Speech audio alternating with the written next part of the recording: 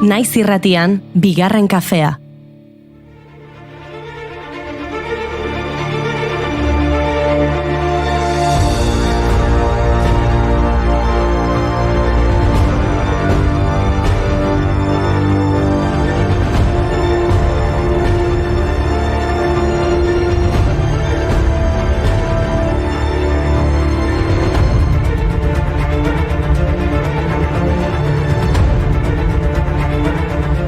Arratsaldeon eta ongi etorri bigarren kafera. Mikrofonak itzaliko ditugu eta isildu egingo gara. Gaur, apirilak 18 albisterik gabeko eguna da, eta? Edo hobe esan da, 1930ko apirilaren 18 albisterik gabeko eguna izan zen. Ñabardura txiki hori garrantzitsua da. Bale, barkatu. Gaurko egunez, 1930ean BBC irratikate ospetsuan arratsaldeko boletinean esatariak zer esan zuen. There is no news. Eta piano pieza batekin bete zituen albistegiaren gainontzeko 15 minutuak. Lan egiteko gogo gutxi zuen ark.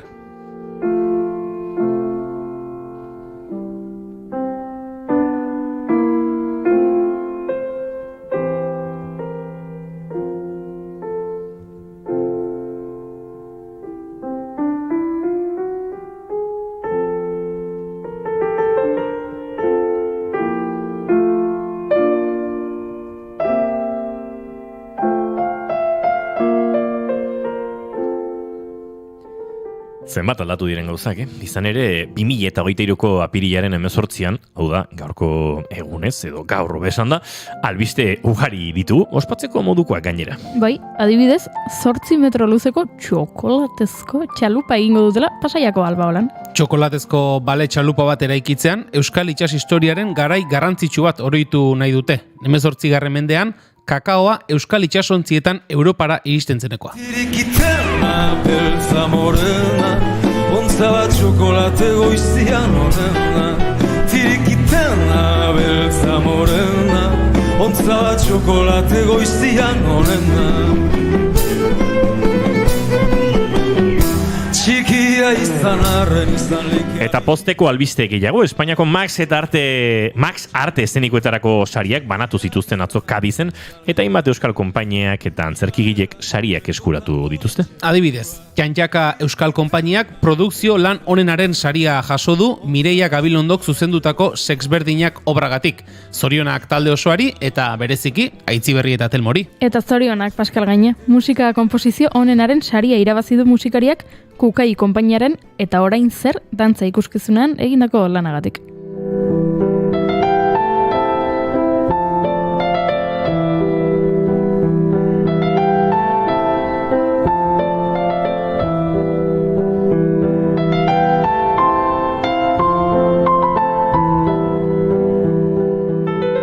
Bilboko La Dramatika errante konpainiaren Jerma obrarengatik moldaketa onenaren saria jaso du Maria Goirizelaiak. Eta Iñaki Rikarte Gasteiztarrak estena zuzendaritza onenaren sari irabazi du Centro Dramático Nazionalen Supernormales obragatik. Ba hoxe, guk ezin esan albisterik ez dagoenez. Dagoela. Hala ere, BBC-ko langilearen aldeko zerbait esan behar dut. 1930 zen. BBC hastapenetan zegoen, eta garai hartako programazioa oso urria zen. Irratikatek beren tokietatik kanpoko albisteak estaltzeko zuten gaitasuna oso mugatua zen. Eta ondorioz, kablebidezko zerbitzuen eta gobernuaren iragarkien mende geratzen ziren albisten edukietarako. Bai, gobernuaren iragarkirik ez ba zegoen, BBC-ko irrati programatzaileek uste zuten ez zegoela entzulentzat interesgarri izan zitekeen berririk.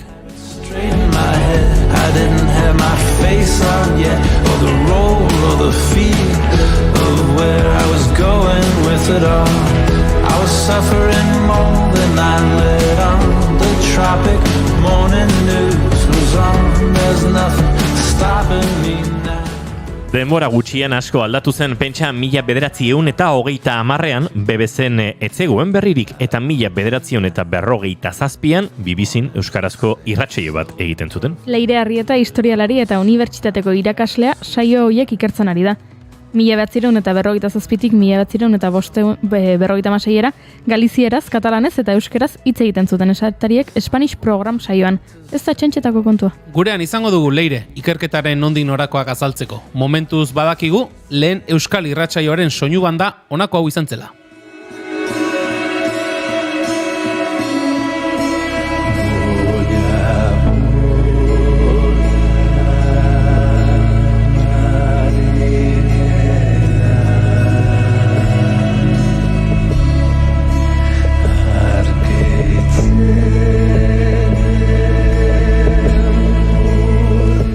tira, ez zaitezte hain zorrotz jarri, ez?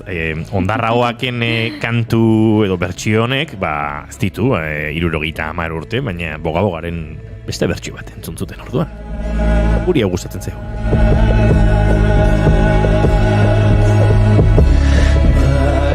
Eta noski ez da kasualitatea gaur apirilak 18 irratizaleen mundu eguna izatea, nazioarteko irratizaleen elkarteak sortu zuen ospakizun hau. Egunez egun gizarteari zerbitzu ematen dioten irratizaleek egiten duten lana aldarrikatzeko. Eta guk horixe egingo dugu, edo saiatuko gara behintzat. Irratiaren bitartez, Sahara Aurren harrera familia izan nahi duten pertsonak topatzen saiatuko gara, aurrek uda hemen igaro dezaten. Oporrak bakean elkartarekin hitz egingo dugu. Beraiek baitira aur saharrarei uda basamortutik eta errefuxiatu kanpamenduetatik kanpo pasatzeko aukera ematen dietenak. Garatzen dut lastantzeko gure arteko aduanak pasala begiak zabaltzea berriz ere ukabilak itxita diardut joka lotxaka altxakako arresionen kontra. Eta esan bezala, irratia asko aldatu da 1930ko egun hartatik. Teknologiak aurrera egin du etengabean eta orain irratigintzan milaka gauza ikusgarri egiteko aukera daukagu. Unai Elordi Hidalgok horixe aipatuko digu, teknologiaren aurrera pausuen inguruan ariko gara. Badakigu zer den adimen artifiziala, baina zein enpresa ari da lidergotza hartzen? Nora berastuko da honekin? Ba, ez dakit, baina gu ziur ezetz. Eskerrak irratxai hau daukagun. Honek urrea balio du, Eta aurrea erostea baino askoz merkeagoa da, gu entzutea. Zatoz gurekin, arratsalde igarotzera. Irratizalen mundu egunean, zorionak etxeko sukaldean gezurretazko mikrofono batekin eta jostaiuzko walkitalkiekin irratsaio bat egitera jolasten duzen guztiei. Eta gaur eguzkipean zoriontsu zareten hoi ere eskerrik asko. Gu entzuten bazaudete, are gehiago. Apirilak 18 ditu gaur eta asteartea da, ongietorri guztioi bigarren kafera, naiz irratian zarete.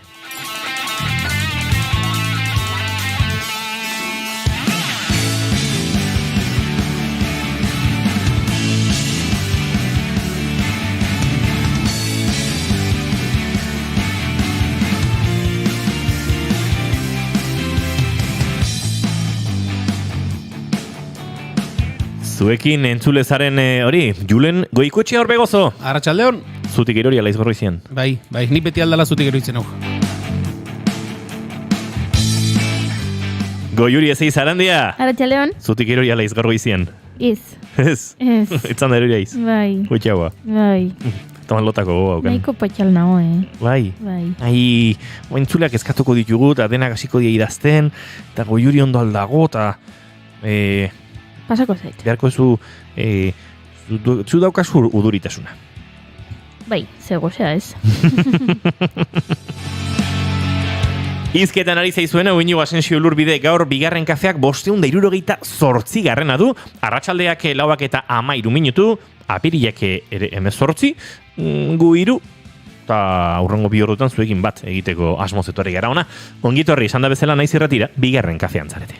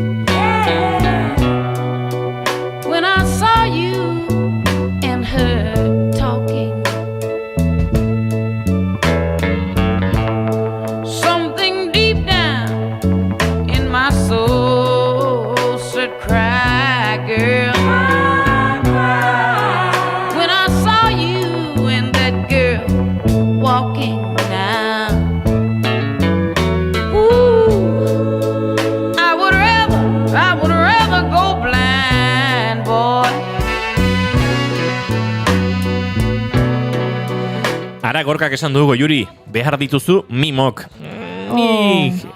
Mimo. Egia da. Bai, Julen da bio mimatzen du, baina ez da nahikoa, Julen. Ez dite balio. Ez Mimatzen du goxatzen. nauzu, Ez?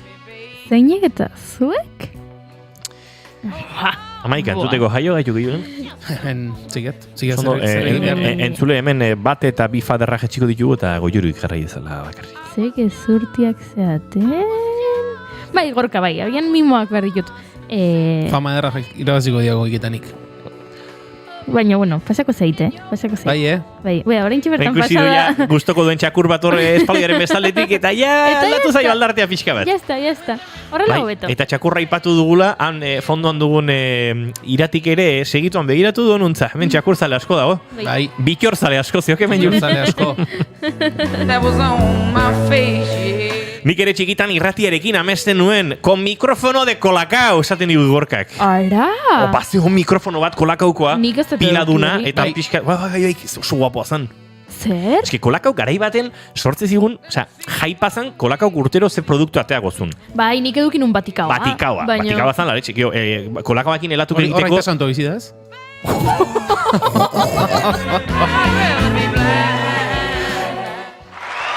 Eskerrik asko.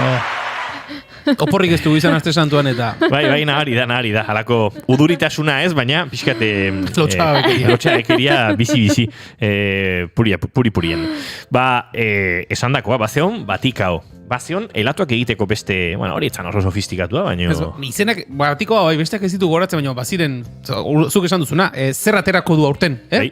Kolakauk. Bueno, batikau bat eukitzea eta grumitoak nola sortze zituen horra partxo, bai, burbuioiek nola sortze zituen, eta Gozat esan goizuet. etzea kolakau zalea. Ez. Ara. Ez da hori. Baina ari gara, segulako horrela promozio egiten, eta ez zigute xintimorik ordaindu, Kolakauko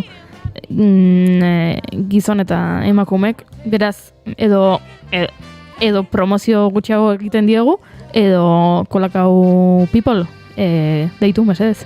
Bueno, gure publizitate departamentuarekin hitz egingo dugu eta kolakaura botatzeko jamua, baina ez da eginik. Ja, kolakau pixkat modaz pasatako Hori produktua, ez? pentsatzen ari nintzen bai. Ni alare nesku izalea nintzen. Ara, hemen iriki dugu. Orain esaten den bezala beste meloi bat.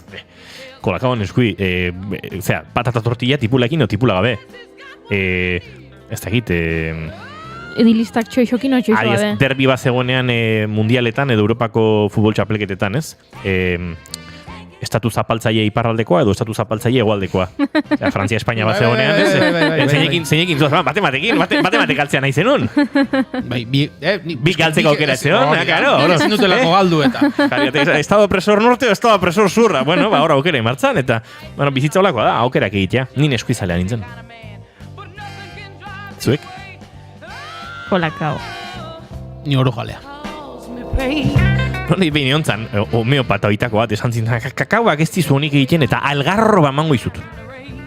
Algarroba hutsakin, nola, kakau antzeko batido bat egitea, gauza nahiko harraroa zan. Bai, eta algarrobarekin ezin da 8 metro luzerako itxasontzi bat egin, eta kakaoarekin bai. Begira. Baina 8 metroko altura balin badukazu, nahiko algarroboa bazara. Take what he's got. That's why I'm gonna take it. Tira, bai ez dut euskera zera algorroba deitzaiola, taukoa beste izenik. Eta ostiral honetan da, ostiraltxo saioaren 100. saioa, Gorka Santestebanek zuzentzen duen saioa. Eta irratiak urtemugak bata bestearen atzetik pilatu ditu azken aldian, eta, bueno, ostiraltxok ere, badauka bere urtemuga. Beraz, Gorka ekarri beharko dizkiguzu kroketa batzuk edo zerbait ospatzeko, ez da? 100 kroketa, saio bakoitzeko bat. Gari baten ere kuadrian beti izaten zen alako erronka. Hemen Tolosa gainean dagoen muño batean, Izaskungo auzoan, hori ere Tolosa da, ez da? Ez da Ibarra. Ibarra da, Izaskuna. Gorka horribilizen ez? Asteburuan ez alda horribilizen. Egia da, horribili da Gorka asteburuan. Kroketak beti izan dira oso famatuak. Ez dira handiegiak, ola borobilak eta oso goxuak. Eta nere kuadrian beti zegoen apostu erronka hori, 100 kroketa jateko gai izango teginen pertsona bakarra kolpetik. Probatu zenuten? Ez, eskerrak. Ikuste 25. aurrera, bete-bete inazau dela. Ez da modurik. Bueno, moduak badaude. Bai. Hombre... Ara? Nik kroketen truke edo zer gauza egiteko prest. Security, yeah, yeah. Nola da? Ira James. Ira Jamesekin abiatu du horko saioa, gozo. Baina maite dutak ere kontatu beharko dizkizuegu alakoren batean. Gorka, kroketak zure kontu, kolakauaren mikrofono hori ere kartzen baduzu argazkia daterako dizugu. Eta zorionak irratizaleen mundu eguna delako. Hori da. Baina, zure maite dut oraindik ez diguzu esan, Gorka? Akaso irratia maite duzula badakigu eta hori izan daiteke zure maite duta. Baina, Julen Goikoetxea Orbego zure maite duta ere entzun nahi dugu. Atzo gauean irakurri nuen bitxikeria batek jarri ninduen gaurko maite dutaren arrastoan. Zuek badakizue zein izan den munduko gerrarik luzeena? Lehenengo galdera hori, bai edo ez? Nik ez dakit. Nik bai. Zu badakizu. Bai. Badakizu zenbat irauntzuen. Beraz ez esan. Ez dut esan. Inigo, zu badakizu zenbat irauntzezak edo iraunduen munduko gerrarik luzeenak? Zenbat? 335 urte. Ara. Eta badakizu zer? Zer? Pentsatuko duzu ez zenbat odol zenbat hildako. Etzen ez tiro bat ez odol tantarik eta hildakorik izan. 17. mendean, 1651. urtean hasi zen, eta duela 37 urte, 1986an bukatutzat eman zuten. Edo ohartu ziren aurretik bukatu gabe utzi zuten. Ze hori da nolabait ere gerra hau hain luzea izatearen arrazoia. Esan da bezala, 17. mendean hasi eta 1986an barkatu amaitu zen, eta kontua da, bazela horre gatazka bat, edo ez dakite nola deitu, estili uarteak eta 7 bere batuen artean, eta baziru diela, gerra lertuko zela, baina, bando bat gero eta lurralde gehiago irabazten ari zen, eta azkenerako, estili uarteak geratu ziren bakarrik, eta, behin gerra deklaratu orduko, nolabait ere errenditu edo egin ziren bertakoak, eta orduan, hasta amaitu da gerra, lortu zuten falta zitzaien lurzatia, kontua da gerra ez zutela amaitutzat eman, ez zutela dokumentu hori sinatu gerra amaitu zela. Eta alako batean, 1986an, hasi ziren hor, burokrazia eta anbaxadak eta gauza begiratzen eta konturatu ziren. Ara, hau oraindik ere, gatazka edo gerra hau zabalik dago, irekita dago, ez da amaitu ofizialki. Eta orduan, sinatu zuten dokumentu hori, eta beraz, hori da historiako gerrari luzeena, 1986an amaitu zena, 335 urteren ostean, baina tira, enbeste gerra eta gauza ilun eta itxusi kontatzen ditugun garai hauetan, 335 urtean odoltantarik isuri gabeko gerra bat izatea, atzo irakurrenen bitxi egin zitzaidan eta... Bantxe jabetu nok, ikaio behar, gerra hori bukatzeko. Claro, ni jaio aurretik, Bai. Akaso enteratuko ditu amaneto reala horregatik.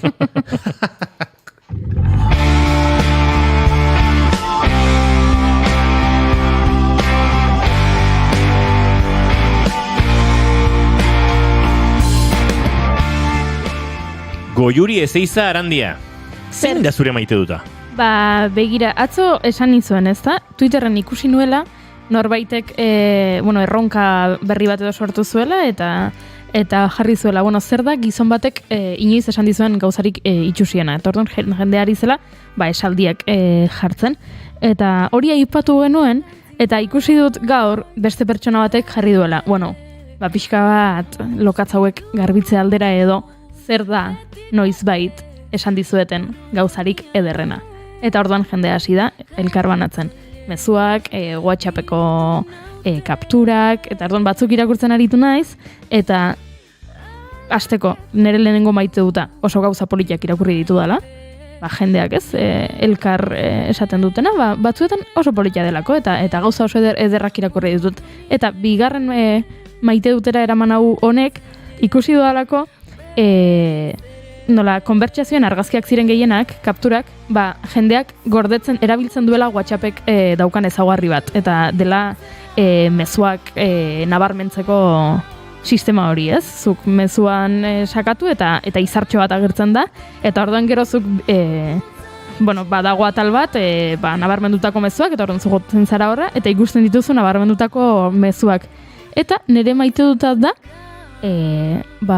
ezaugarri hori. Zen ni hasi naiz erabiltzen, batzuetan, aztu beharrez ditudan gauzetarako, elbideak edo izenak edo horrela, baina baita ere, barrenak mugiarazten dizkidaten mezuak azpimarratzeko edo nabarmentzeko. Eta orduan, atzo sartu nintzen mezu horiek irakurtzera, eta baditut mezu oso politak, lagunenak eta horrela, gorde ditu danak, eta esan nahi nizen, noizean behin, mezu horiek berreskuratzea oso ona dela. Bihotzarentzat eta arimarentzat, eta aizu. Noizbait norbaitek zerbait ederra esan badizu eta ziur nago esan dizuetela, noizean behin horrela freskatzea memoria ez dago gaizki.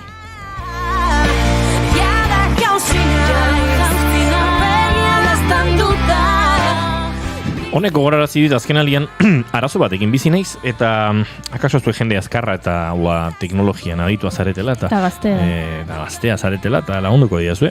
Bestela entzulere mate lagundu nahi badit.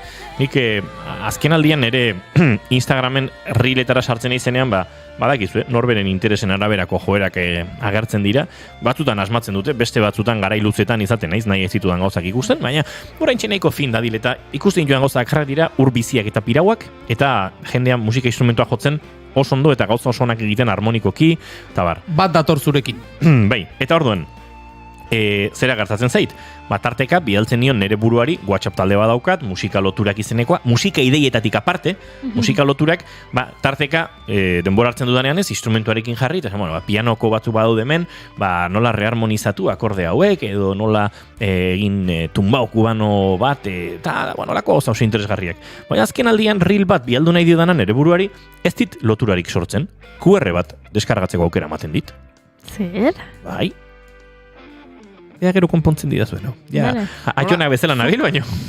Lotura, reel bat ikusten duzunen hori elkar banatu nahi duzu zure buruarekin, lotura bidali nahi duzu WhatsAppari. WhatsAppera, nola baitere. Horaintxe, bigarren kafeko Instagramen nagoela, reeletara nola iristen nahi zen. Horrek ere arazoak? Hemen txeda, tipat harmonika jotzen, bida. Bai.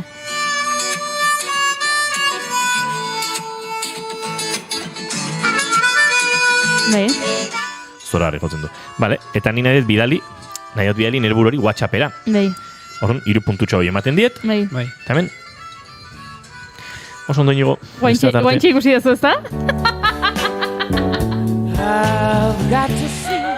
Ikusentzule zareten oiek, arratsaleko 9:27 minutu dira, ni banoa, uste dut oporrati bueltan, ez dudala oraindik behar bezala rekuperatu nere burua. Ez zara etorri oraindik oporretatik. Wow. Aizu hauek, baina une hauek zoragarriak izaten dira. Badakizu zenbat QR argazki dauzkadan nere WhatsAppeko autotalde horretan. Baina zuk deskurritu duzu. Baina hortzegon, bai. Bai hor dago, eta zuk deskurritu duzu, Inigo, oso nada. Zorionak, Inigo, lortu duzu. Bide batez, Noise 88 Music jarraitu, eta hor dago reel bat. Tipa baten harmonika jotzen dela. Osea, munduko onengaitakoa. Tipa bat? Indiara esfer, osea, makina bat. Makina. Crack. Bai. Artista. Brasildarra da. Eta dauzke hor bere... Ze?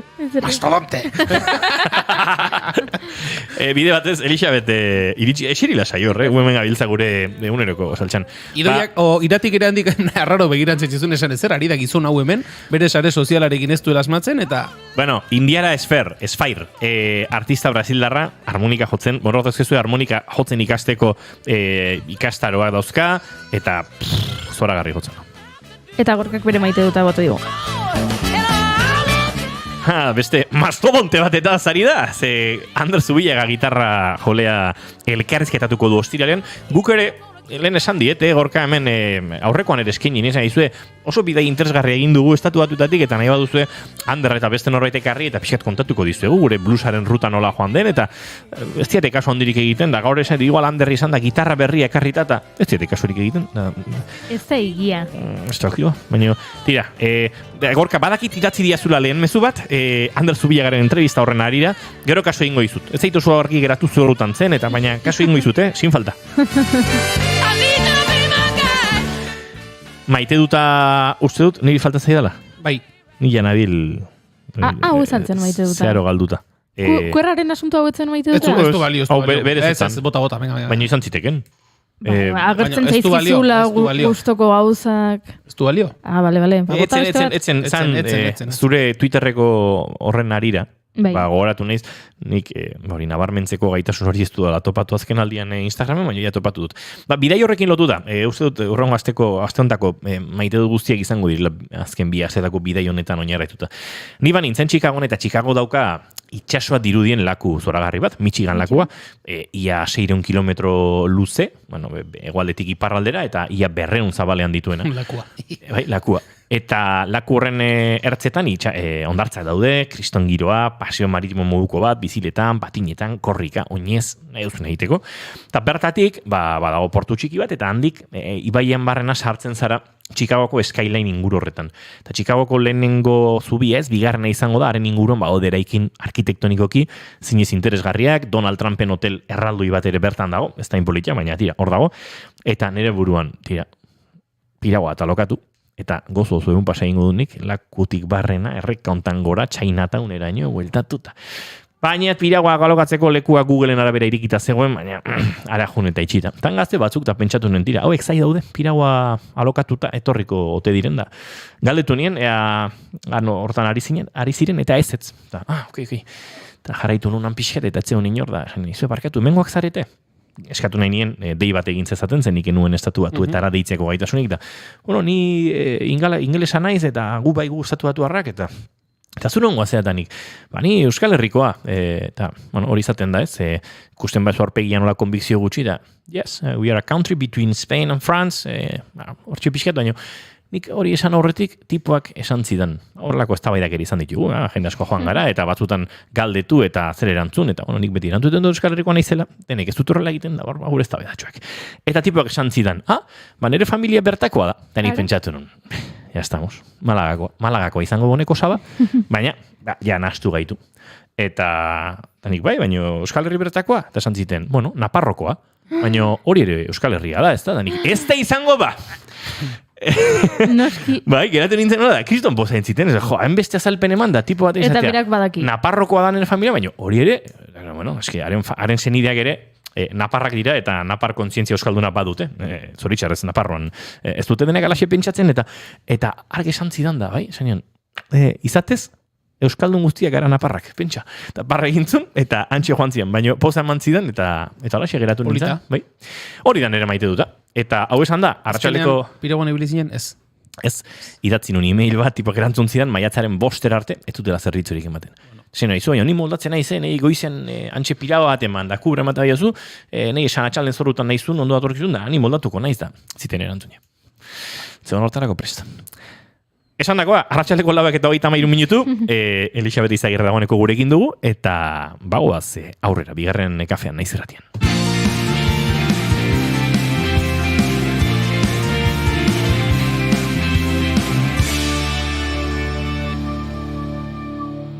Bigarrenak ez direlako beti okerragoak, bigarren kafea.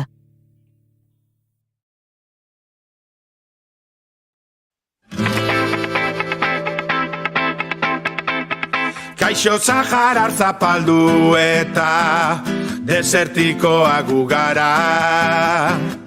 Gure ondasun bakar dugunak bizitza osoko udara.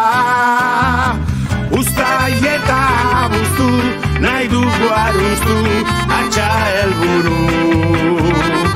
Lurra ostua bai du, denbora eskatzen dizugu.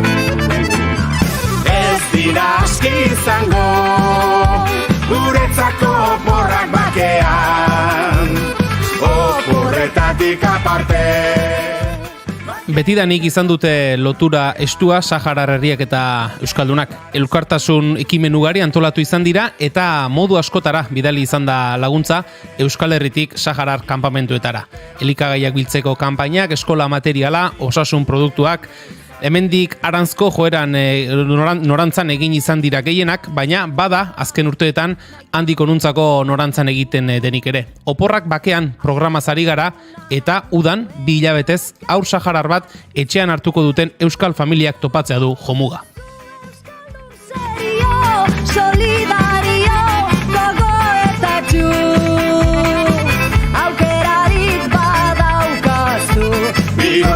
Zaitez aukerazu.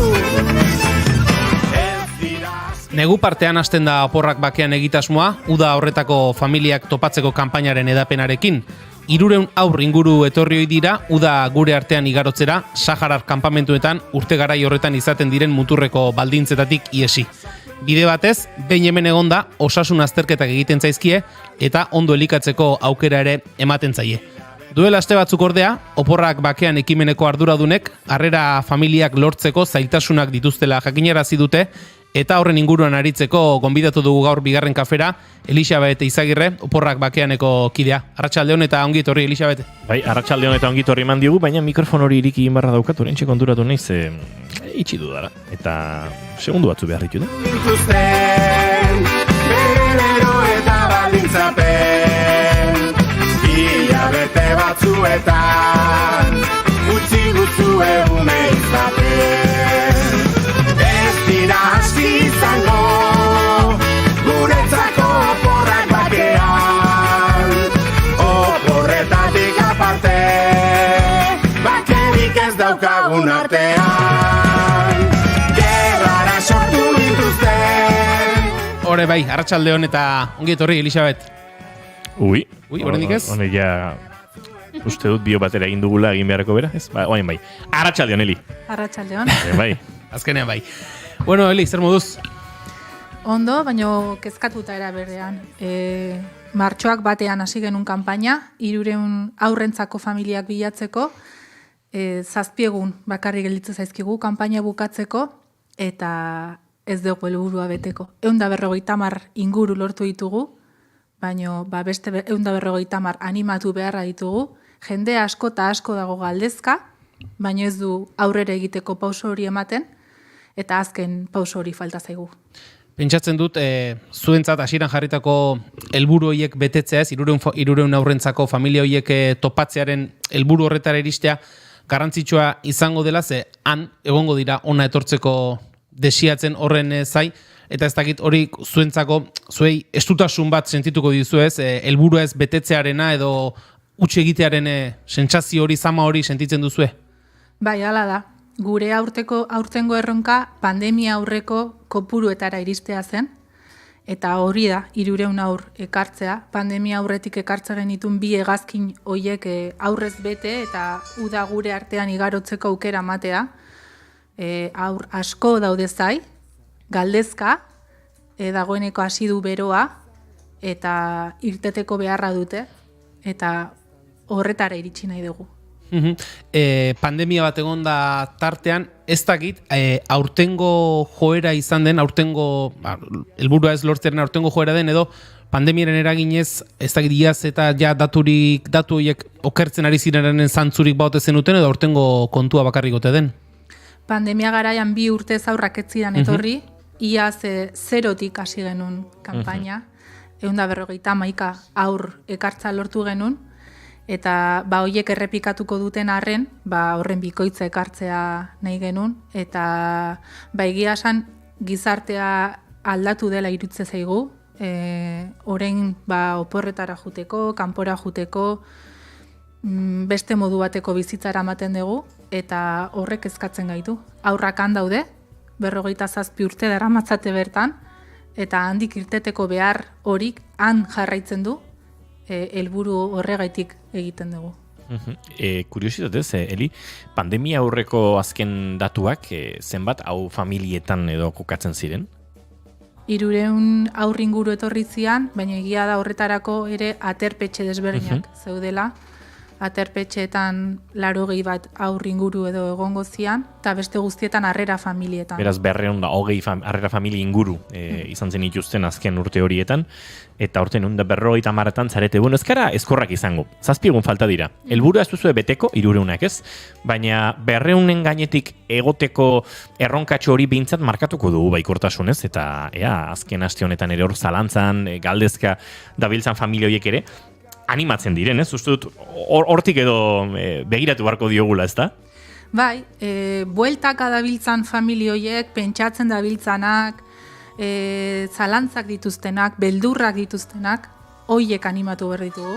Azken pausoa eman dezatela, baiezko erabaki dezatela, onerako edo txarrerako 2 hilabete bakarrik diala, 8 urteko neskamutilei oso aldaketa handia sortzen dien pausoa dala, eta gu guztiok hor inguruan gaudela. Elkarteak, laguntzaileak, harrera familiak, hor gaude, babesteko eta laguntzeko eta 2 hilabete horiek ahalik eta hoberen pasatzeko. Zuk esan duzu onerako edo txarrerako.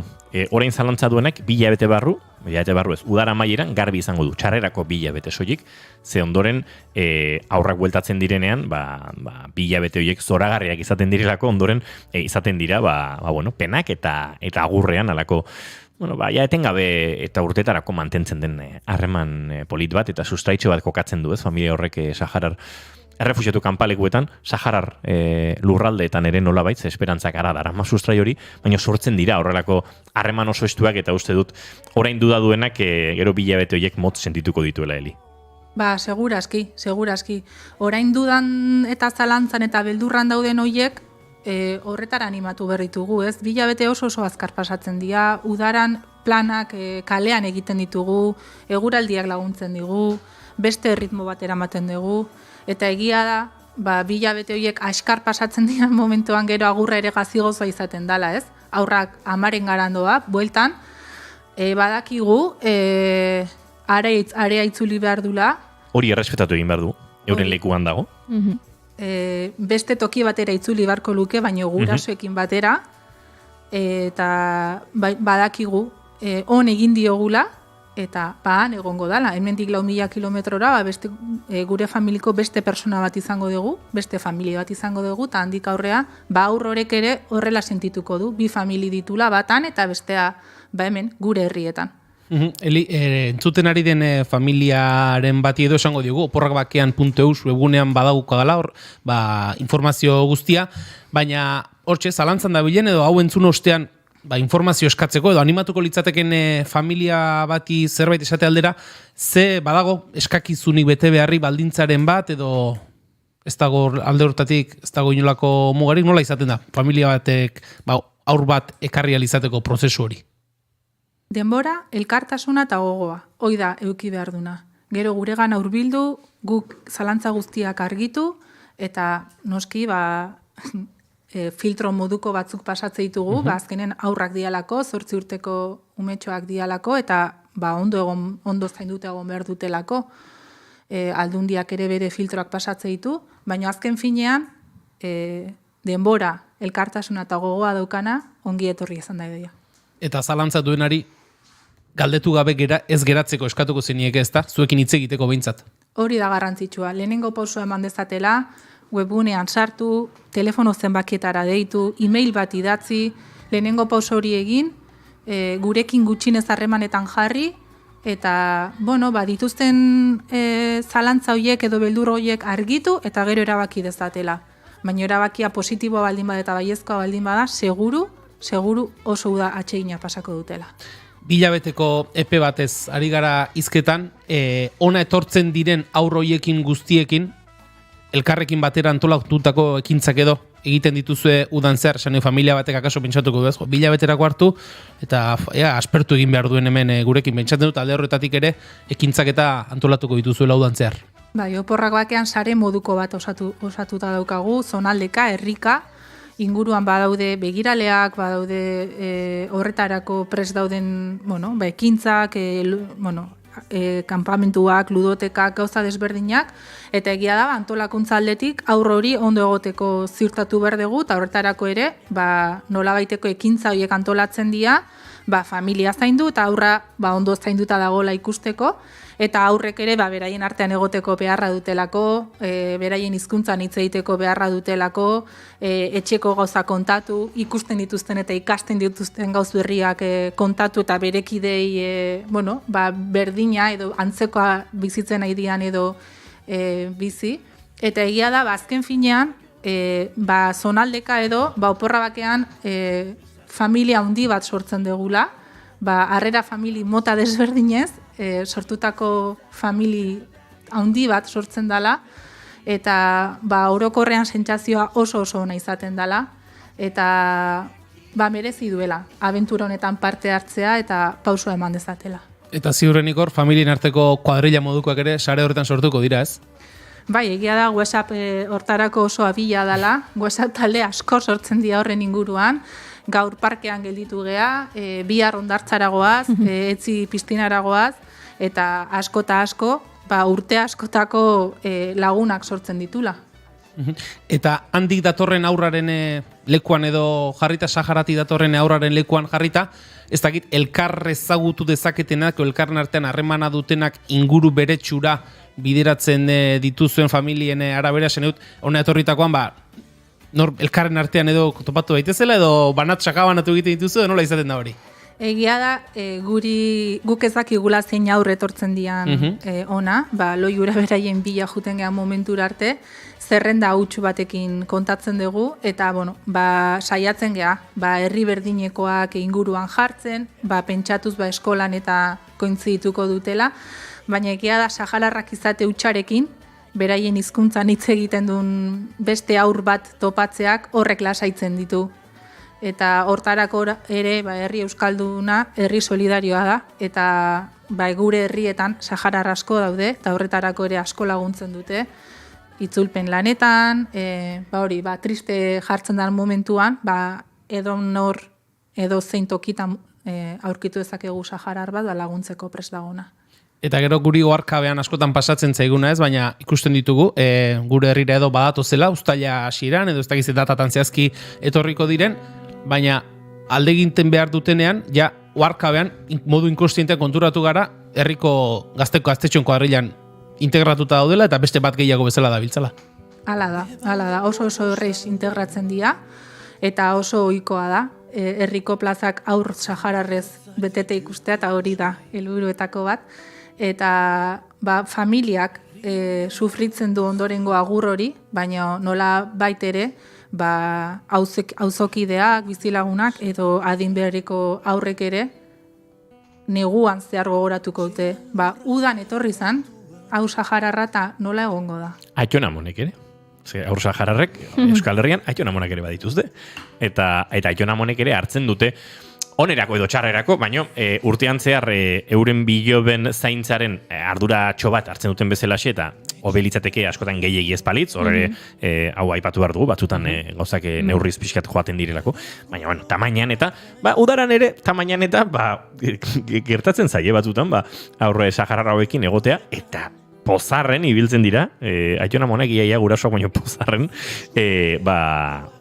aurra hauekin, beraz, horre sare oso bat sortzen da, inguruko lagunena, ez dakit, bikote gazteek ere badituzte inguruan kuadrillak eta beste bikoteak, eta azkenean, aur bat gehiago da, beraien saretxo horietan, eta denentzako da gero, aletxo bat, ez horre euren bizitzako zatitxo bat geratzen dena Saharara bueltan, beraz, esperientzia hori oso politia da. Nik galetu nahi nizun, joan den urtean uste dut, honen inguruan azpimarra jarri genuela, ez, gaur egun, hau zorionez, eta duela urte asko, familia ereduak mota askotakoak dira. Eta akaso norbaite pentsa lezake familia bila dabiltza, baino hau zera, adopzioan bezala, familia honek bete behar ditu aitatxo eta amatxo, edo aitatxo eta aitatxo, edo amatxo eta amatxo, edo bi pertsonen eredu, ez dakit, behintzat bikote familiaren eredua, behar dugu hau eta beste, eta familia eredu guztiak onartzen direla, eta familia monoparentalak ere ontzate emango liratekela, alegia,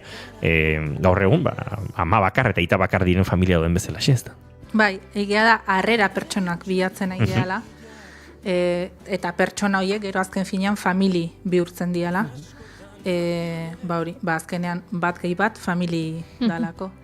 Eta, mota desberdinetako pertsonak, familiak dira ongi etorriak, eta egia da, programak ditun urte guzti hauetan, asko eta mota desberdinetako jende asko gerturatu dela gure gana, eta prototiporik egongo balitz horretara hurbilduko ginateke, baino ez dago, eta hortaz denei pausoa eman dezatela. Bizitzasku artean doakit, egun berria iritsi artean,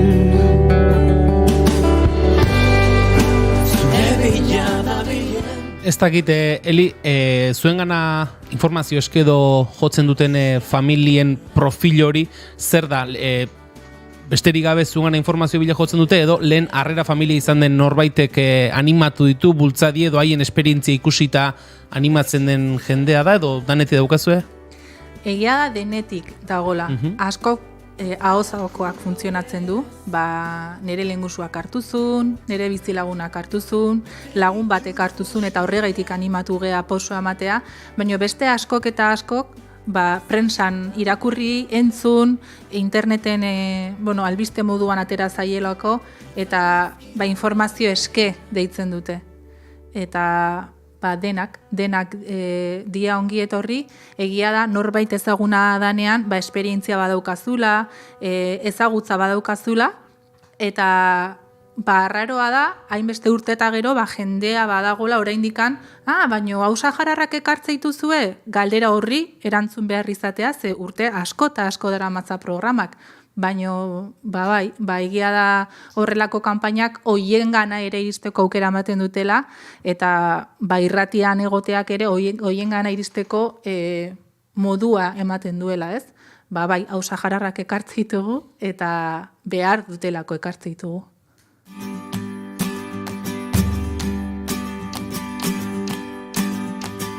Se lo llevó la tormenta y el tiempo, nada se pudo salvar. Solo quedó una chispa de luz, suspira por volver a empezar. Nola jarri harremanetan? Oporrakbakean.eus webunean informazio guztia topa dezakezue, Euskal Autonomia Erkidegoko, Arabako, Bizkaiko eta Gipuzkoako telefono bana baduzue hor, bestela zuen herritan edo eskualdetan izango da Sahararen aldeko elkarterik, eurekin harremanetan jartzea ere erresa izango da, eta ez dago misterio gehiago, hori da bidea, uste dut entzulen artean ez dela bat berari izango ez duenik inguruan Saharar herriarekin elkartasun berezia duenik eta elkarteekin harreman lotura edo militantzia bera duenik, beraz nahiko errez duzue, baina bestela oporrakbakean.eusen hortxe duzue harremana, kontakto, harremana, euskeraz da gazteleraz dago, eta bertan topa dezakezue, telefono bana, e-maila, beraiek desiratzen daude zuen berri izateko, beraz lasai segituan erantzungo dizuete eta naiz eta astebete geratu, oraintxe entzuten ari zaren horretan, zalantzan bazara, deitu, idatzi, jarri harremanetan eta galdetu. Hori konpromiso gabekoa da, baina animatu zaitezte. Celebra que nuestra historia continuará.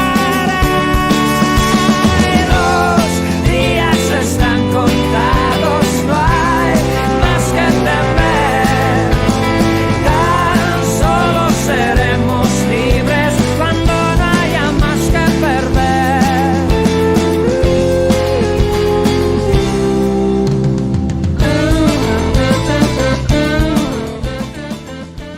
Eli, beste galderatxo bat ere egin egin izun, esan duzu hasieran jadan kanpamentuetan beroak hasi dela estutzen, entzuten ari den familia hori eta kaso zalantzan edo dagoenarentzat, hori ere azpimarratu behar da ez, ona etortzea beroaz, muturreko baldintza horietatik ies egiteaz gain badela, han kaso eskura ez dituzten osasun azterketak pasatzeko aukera bat, elikadura osasuntxu bat izateko aukera bat, ez dela bakarrik handik ona etorri eta hemengo gaztetxokin jolastea, baizik eta beraien osasuna ere kontuan hartzen dela. Garrantzitsua da azpimarratzea aurra hauek ia gehienak anemiakin jaio ziala, honea etorri eta 5 otorduak erabiliz, anemia hori sendatzen dutela eta gainera negu gogorrerako vitamina jasotze dituztela, medikutatik pasa eta oso ohikoak dian betaurreko batzun beharra edo belarrietako tapoiak entzea, olako gaitz txikiak sendatzeko aukera ematen zaiela eta beharrezko dutela errebisio hauek egitea, nolabait gaixotasun hauei edo aurre egiteko. Eta egia da, beste errealitate bat ezagutzeko aukera ematen zaiela, beste hizkuntza bat, ohitura batzuk eta beste inguru bat ezagutzeko aukera ematen zaiela, gerratik babesteko ere edo urruntzeko aurten ere hori ere azpimarratu behar degula, gerran daudela eta handik ere iesik edo babespean etorriko diala eta nolabait ere beraien borrokan aurrera jarraitzeko indarrak hartuko dituztela. Aur txikiak dira, baina oso konstiente dira errefuxiatu diala, oso konstiente dira beraien lurra badutela, eta badakite, Atxonamone kontatu dietelako, itsaso bat badutela, eta ara itzultzeko beharra dute ere. Eta oso konstiente dira, honea etorri eta guztia hau ezagututa, indarra jasotze dituztela, aurrera egin eta beraien lurraldera itzultzeko borrokan jarraitzeko. Eta nire aldetik behintzate, azkena sarreran aipatu dituzu, aterpetxeak eta aipatu dituzu, ez dakit erakundeen aldetik, naiz eta harrera familietara ez etorri, aur kopuru handiago bat ekartzeko baliabiderik edo eskaintzen ote zaizuen, aterpetxeetan harrera emanez, edo ez dakit erakunden bidez laguntzarik edo jasotzen ote duzuen?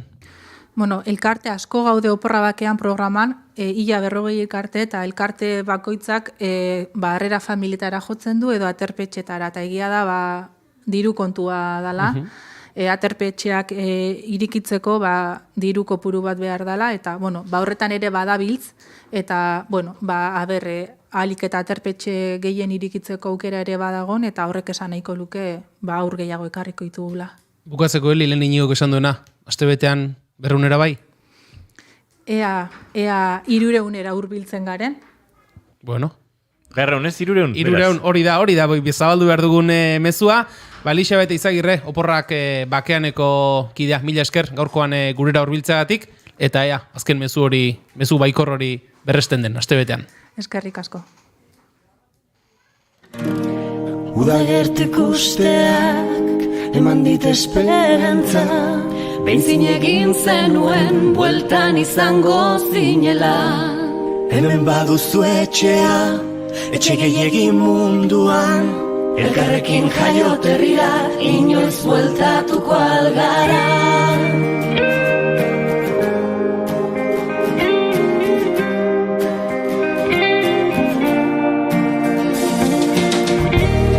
Gaur urrun zara, taspaldi ez dut zure berri. Azken udako argazkiei begira, zinuka tupoza piztu zaionen. Oroitzen zaitut Lambroetan, zuretzat hainarrotza zen itxasoari begira. Baina bomen da itxasorekan, inoiz ezagutu ez duzun herriaren hortzi mugan. Oroitzen zaitut iluna baretan, gurek ez daukate inola zuen mendien itxura.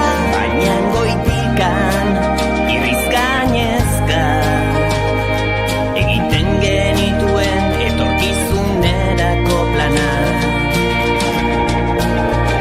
Bueltan, nahi zaitut, edo nora bada ere izan zaitezela bueltan, munduaren mugata ertzetan.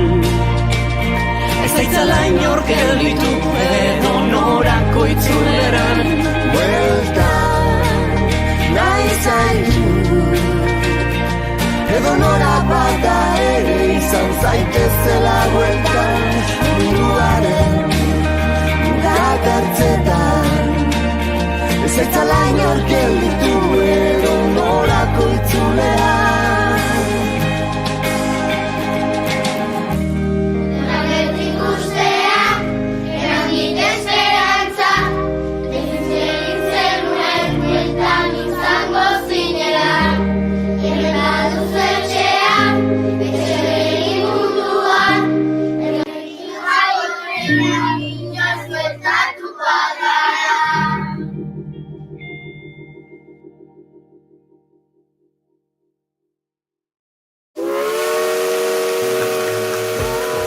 Naiz bidaiari aldizkaria irratian ere bai. Alba Cabrerarekin asteazkenero arratsaldeko 7:00. Uinen bidez bidaiatzeko prest? Naiz irratia. Musika da protagonista, baina entzuten dugunaren atzean zer dagoen ere jakin nahi izaten dugu musikaria saioan. Astelehenetik ostiralera 10:00 solasaldiaren ostean hasi eta eguerdia bitarte Naiz irratian. Caroline. Arratsaleko 5 dira eta guk azken ordukoaren bila egin behar dugu jauzian Naiz Irratiaren estudio zentraletara. Xabier Creuet, arratsaldeon.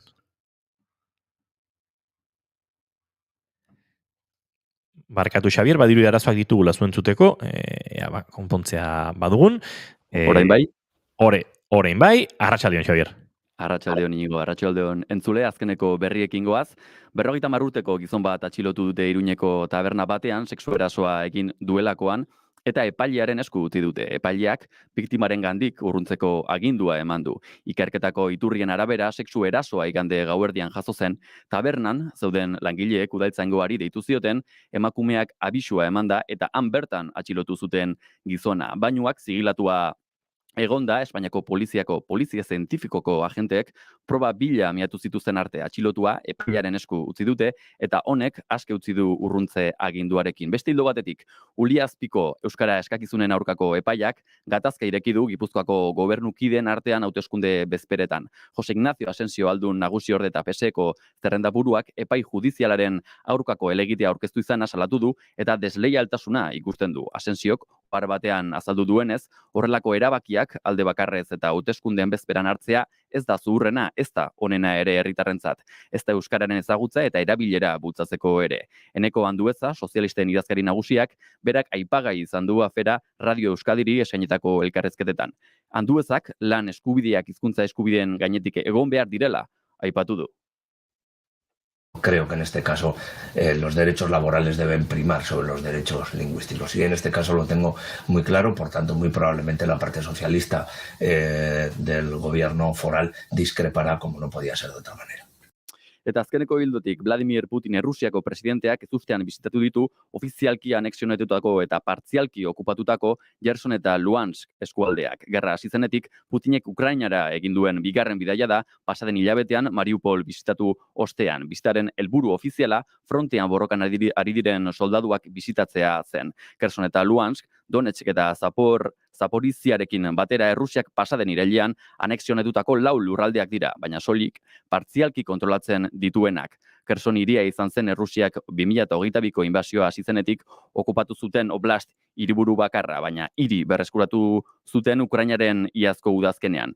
Eta bukatzeko errepideetara goaz, norantzan,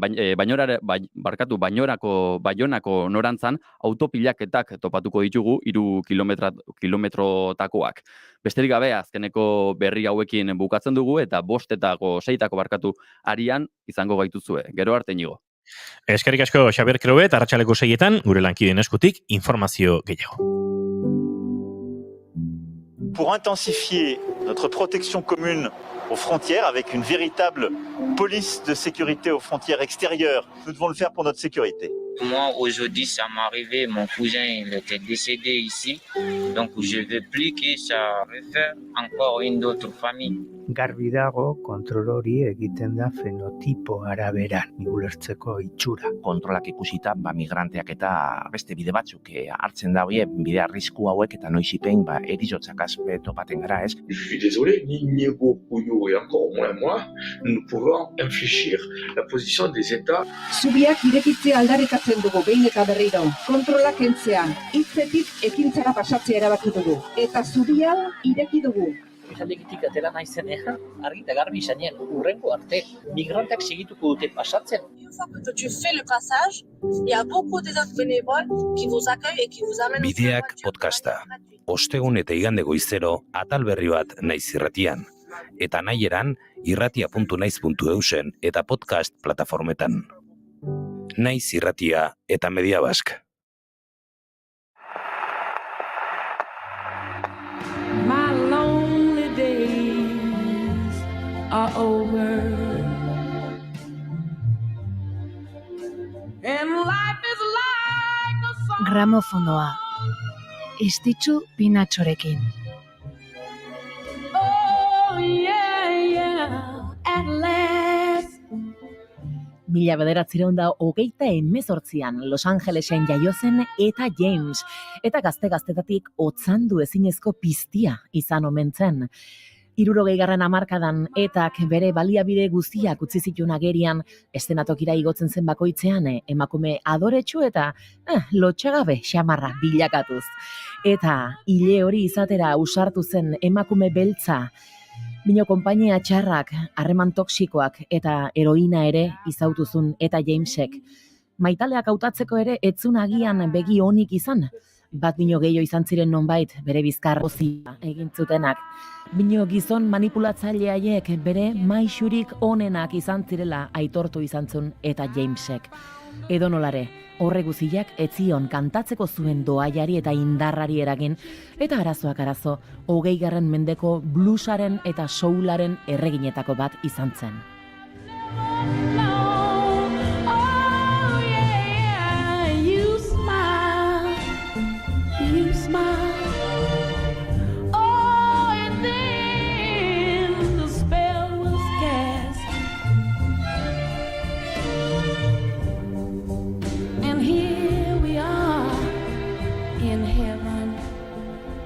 Jada entzungai duzue gramofonoaren azken saioa. Gure webgunean eta podcast plataformetan.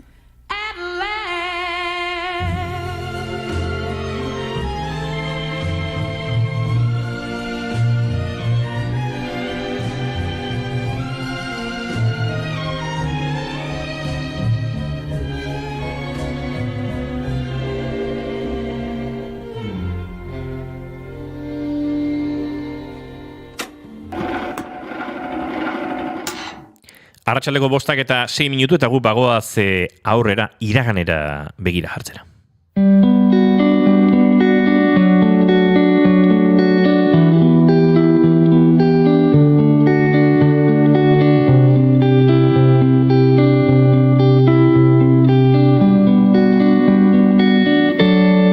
Boga, boga, marinera, behar dugu urrutira bai. 1925 apirilaren 18an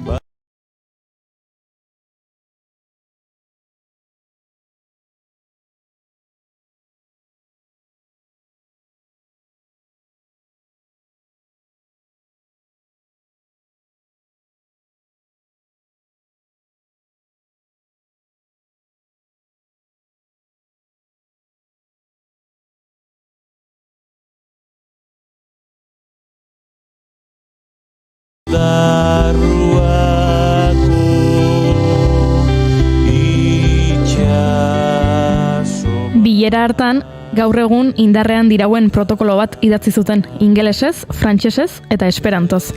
Hala ere, hobezuketen euskaraz, galizieraz edo katalanez idatzi izan balute.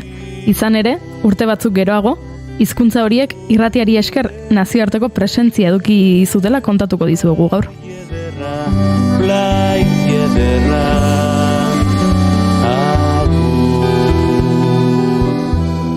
Horretarako, gurean da Leire Arrieta Alberdi, historialari, ikertzaile eta Deustuko Unibertsitateko irakaslea.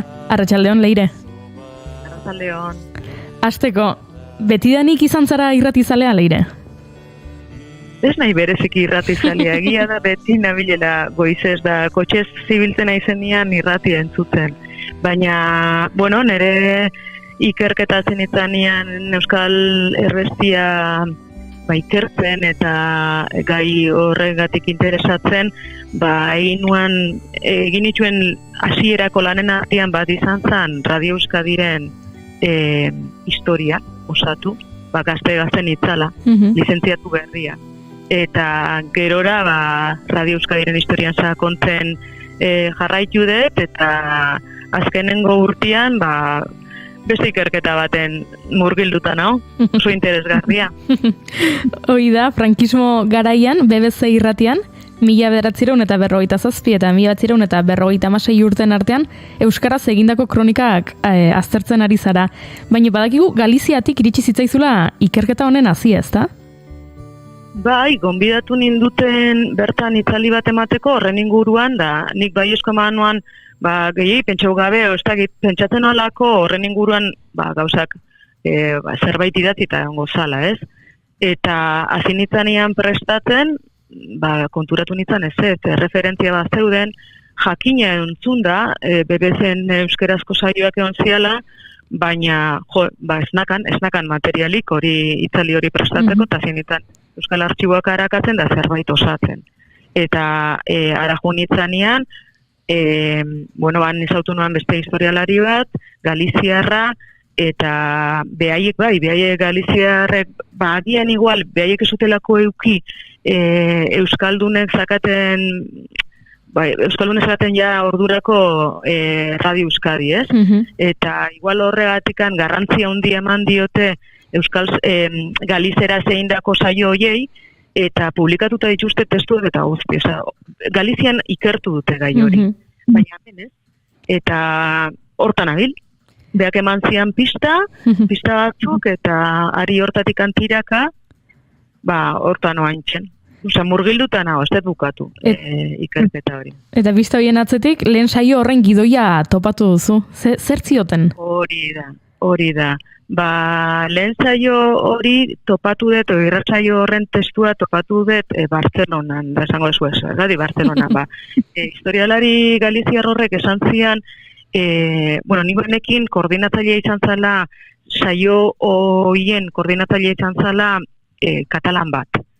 Eta esan zian, katalan horren artxibu partikularra edo izanian eman ziotela Arxiu Nazional de Kataluniari, ez? Eta bertara junitzen, kostau zitzaidan, azken egunien topatu nuan hori korrespondentzian, nik fede handiakat korrespondentzian.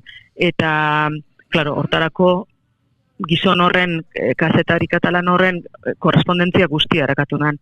Baina alako baten karpeta txiki bat, paperezkoa, BBC, Basque bakarrik jartzen zuen. Eta hor esanan, amen, hau da, lehen programa. Eta zan, Euskal Apaiz batena, nik izena banekin, Angel Urrutiarena, bertan zegoen Londresen, eta zerren inguruan,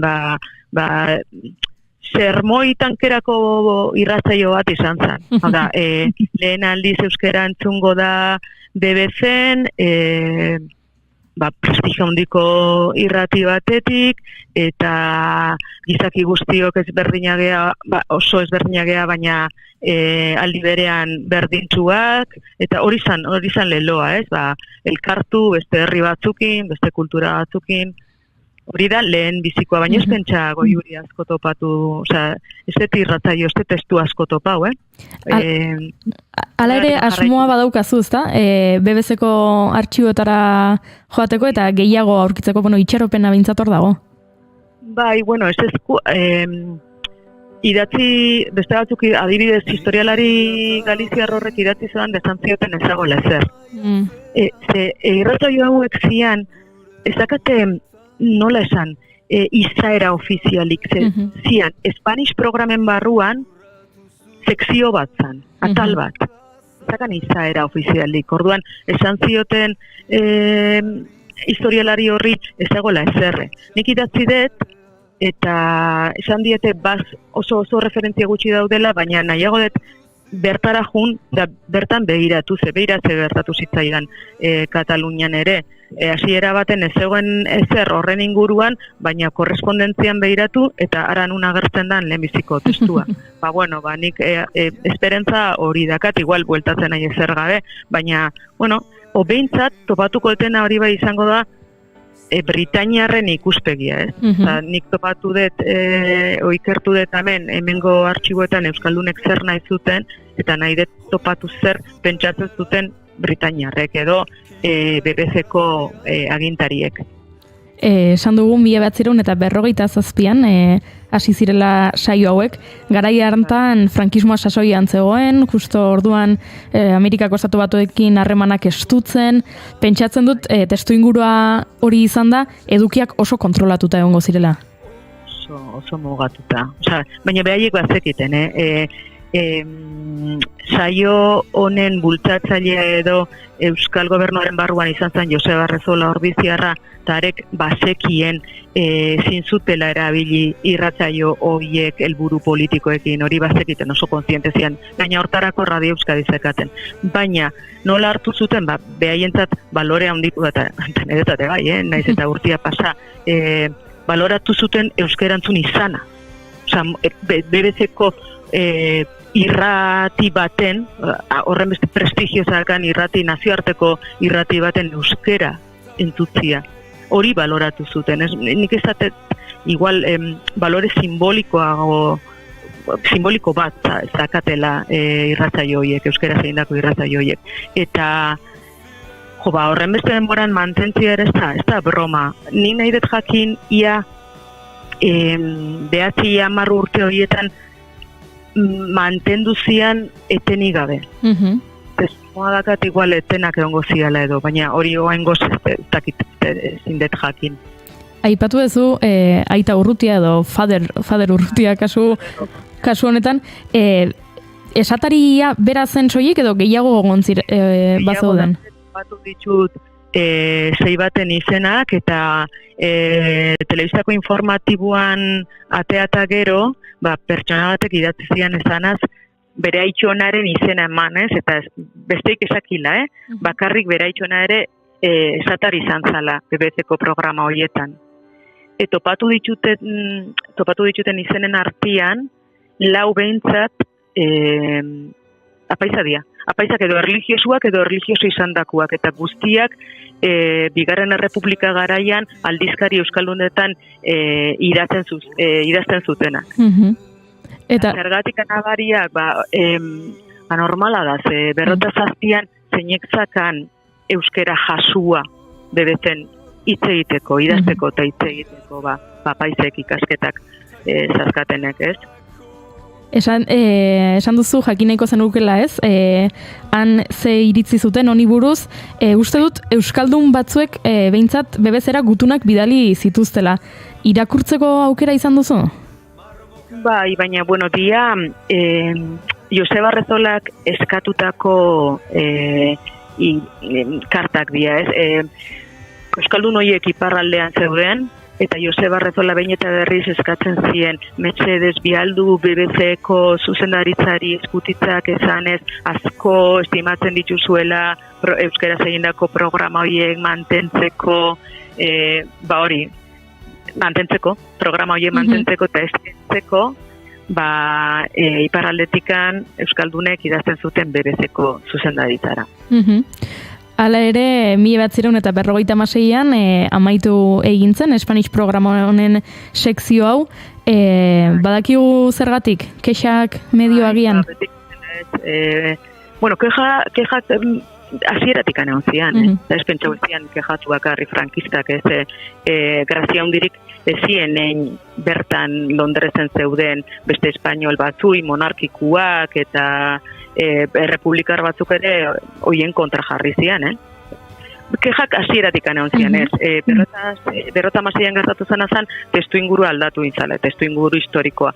Gerra hotza pilpilean, orduan BBC-ek jarri zuen, BBC-ko external services edo deiturikoek jarri zuten fokua ekialdeko Europan.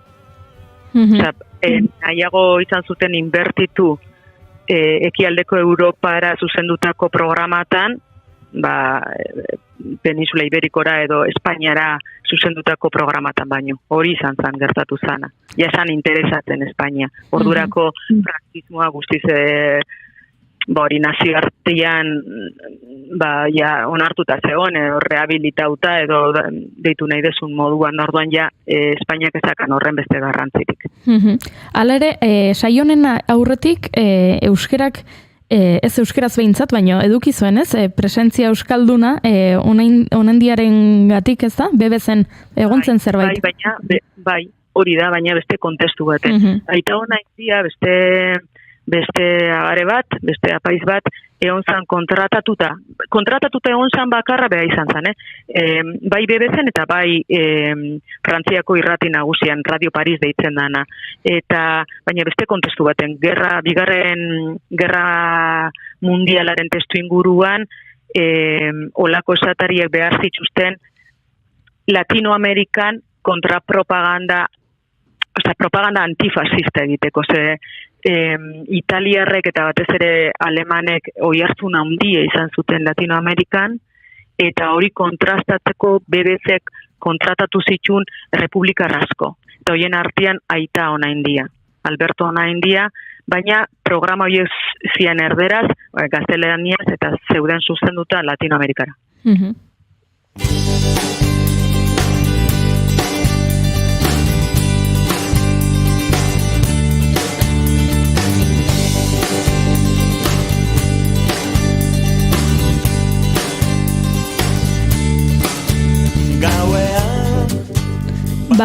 Ea BBC-en egindako ikerketa horretatik zerbait gehiago aurkitzen dugun eta beste saioetako gidoiak edo topatzen dituzun. Zorte honena opa dizugu Leire, eta eskerrak eman nahi dizkizugu gaur irratizalen mundu egunean gurekin irratian aritzeagatik. Eskerrik asko Juri ez nekin hori, datu hori ez nekin gaur, data hori zala. Eskerrik asko. Muxu bat eta jarraituko dugu harremanetan. Oso ondo, mila esker. Izan ondo, agur. Beti falta zaigu norbait eta inuna zure izenik ez dakit. Txik daude gutunak zuen, txik daude oheak zuen, bete gabe orenak zuen, txik daude kaleak zuen, txik daude.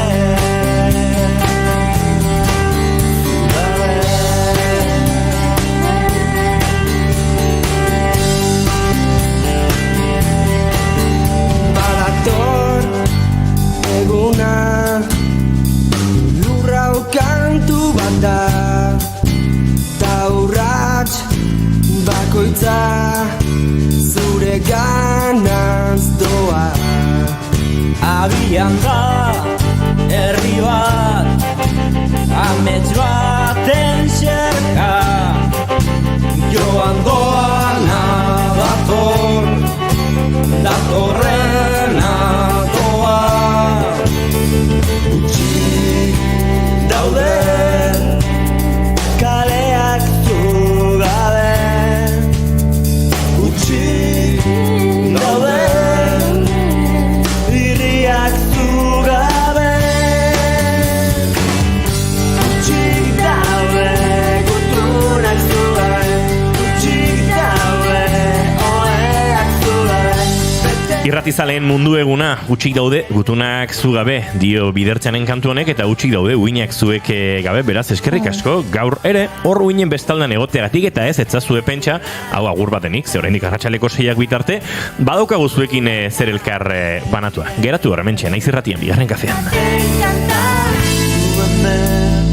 Izan arte, utxik daude gutunak zugabe, utxik ere herria zugabe.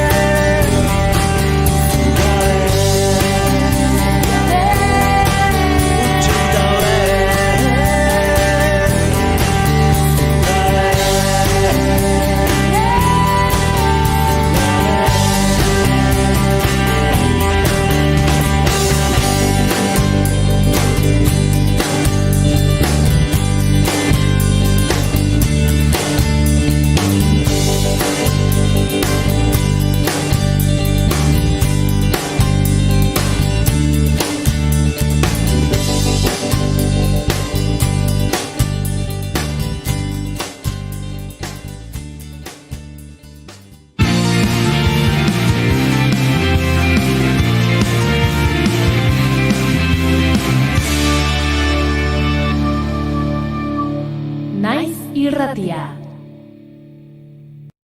Goiuri. Zer. Igual fregona pasa bardet. Bai. Badakit zergatik esaten duzun. Uste dut Dariola etorri dela gure hurrengo kolaboratzailea. Eta ez dauka arrazoi gutxi hortarako. Nahi, Elordi arratsaldeon. Arratsaldeon. Eitatxo ondo. Oso ondo, bai. Lea ondo dago. Bai, baita. Katxaline bai. Katxaline bai. Aupa, Katxalin. Aitatxo ere ondo dago, erraz. Aitatxo ondo dago, bai. Denak ondo. Eta pozik eta. Hori jakin da, az gaitezke.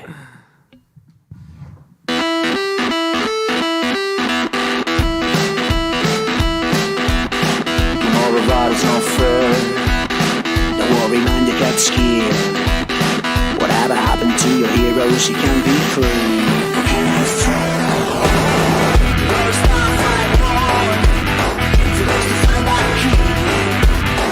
Come and get a shower, please. Status D.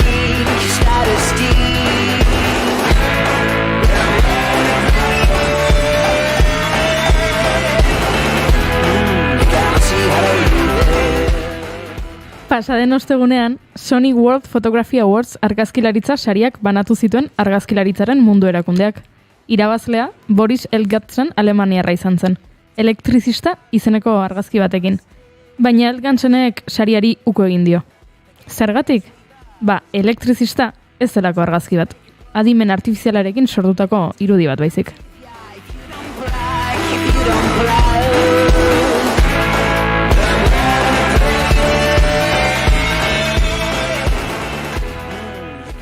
Igandean, James Manjikak, Googleko teknologia eta gizarteko lehendakari orde seniorrak aitortu zuen bere adimen artifizialeko sistemetako batek bere kabuz ikasi duela bengaliera, Bangladeshko hizkuntza ofiziala.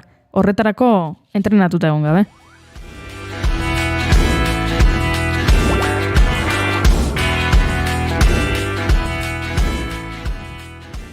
Izan lanak kenduko digutelako, edo autonomia garatu eta mundua menderatuko dutelako, adimen artifizialaren beldur garela ezin ukatu. Eta beraz, benetan garrantzitsua dena azten ari gara. Nor ari da berasten adimen artifizialarekin? Zein enpresaren esku dago gure etorkizuna? Nor dabil, beldurra eta garapenaren arteko dantzan? Hori azalduko digu, Unai Elordi Hidalgok.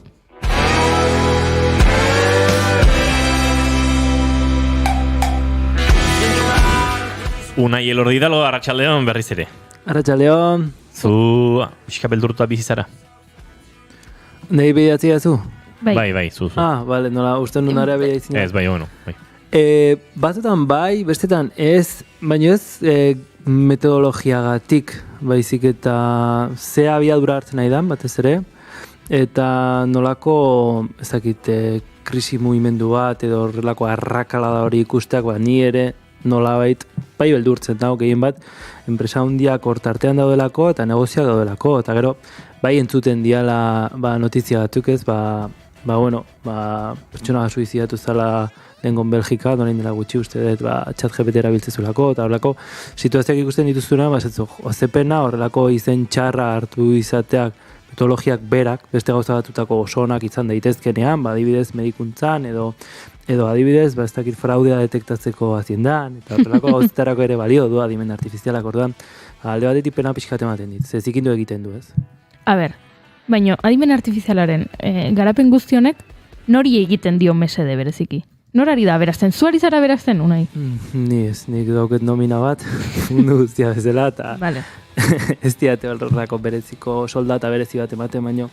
Bai egia dela, eta nabari da, betiko lau enpresak, ez? Betiko lau lagunak, ez dakit lagunak dien edo ez, baina bai Google, bai Meta, bai Microsoft, ez? Eta bain etortzen ari diren berri hauek, ez? OpenAI adibidez, ez? Bai ari direla berazten, baina gehien bat sortzen duten espekulazio horren barruan. Ze oraingoz, ondo lan egiten duen bakarra da OpenAI, ez? GPT-arekin, eta Microsoftek erosi duela OpenAI. Orduan horrekin esango genuke, zerbait egin duten bakarrak horiek dira, ez? Gero bai, badaude beste batzuk atzetik arrebufo dabiltzenak ez, pena pixkat ematen di Googleek. Googleek pena ematen dizu? Ez da pena, baino egia da, adimen artifizialan lider bat dela, eta beti ondala konsolidatuta, ikusten dela, interakzio ez, idatzizko interakzio horretan, atzean gelditzen ari dela ez. Zan genezake, Microsoft beti izan da pixka paketea adimen artifiziala. Osea, egin ditu bera gauzak, ez? Pentsatu hemen, bai, Microsoft izan da, nire ustez behintzat oso ona erosten. Hau da, estrategikoki oso ondo jolastu dut, hau bertan da lider absolutua. Eta nola, ChatGPT erosi du, eta gero induna da, ChatGPT hori bere bilatzaian sartu. Horrela, Google-i tokia kendu, eta esan, bueno, irikiko dut beste paradigma bat, eta egingo dut, bilatzaia ez izatea, web horriak bilatza, baizik eta nik zuri erantzutea chat baten bitartez, ez? Eta hor, hasten da dena. Ez, eta orduan, gertatu dena da, horri juntatziozu multimodalitatea, eta derrepente ateratzei ez dakizen bat zerbitzu ChatGPT erabiltzen dutenak, artikulat zientifikoak indexatzeko, ez dakit zer egiteko, zer, denak GPT-ti datoz. Eta horrelako burrumba da bat ikusten den nahiko garbia. Nik uste dut, oraingoz behintzat, Microsoft dela hobetoen dijoan sistema, ze beak superargi daukezen nahi. Nahi du, produktibitatea hobetu, esan genezake, zu testua idazten ari zerenean, edo idea gutxi dauzkezunean ez, estadistikoki generatzea bali maizu testua, lagundu diezazuke. Baina sentitzen detena da GPT erabiltzen ari nahi zenetik, dala gehiago, dar el pego, benetako gauza baino. Eta hau esango dizuet zergatik. Hartu dut, nire tesia, nire tesi doktorala, eta zen dut, agartzen badakizu denetaz. Eta konturatu naiz, batzuetan horrelako degenerazio prozesua daukala, eta hori oso nabaria izaten da horrelako modeloetan. Orduan behintzat, nahiko erreala da. Osea, esan nahi, metodologia ez da horren berria, baina ondo funtzionatzen jarraitzen du datu asko dauzkalako, ez? Eta alde horretatik, Microsoftek nahi duena hori gehi kopilot izeneko beste gauza bat montatu. Dela, horrelako zure kopiloto bat, zuri laguntzeko, diseinuak egiten, irudiak sortzen ez, askotan igual dokumentuak egiten ari geratenean, da ez dakigunean ikono bat sartzen, interneten bilatzen ibili beharrean, zatiozu, sortu jazu ikono bat, horrelakoa, edo beste bat, ez? Eta produktibitate hori hobetu ze azkenean Microsoftek egiten duena softwarea. Eta dauke Teams, eta dauzke pila bat. Gertatzen da, Googleek nahi dula pixkat bide berdina jarraitu, baina atzetik dabil.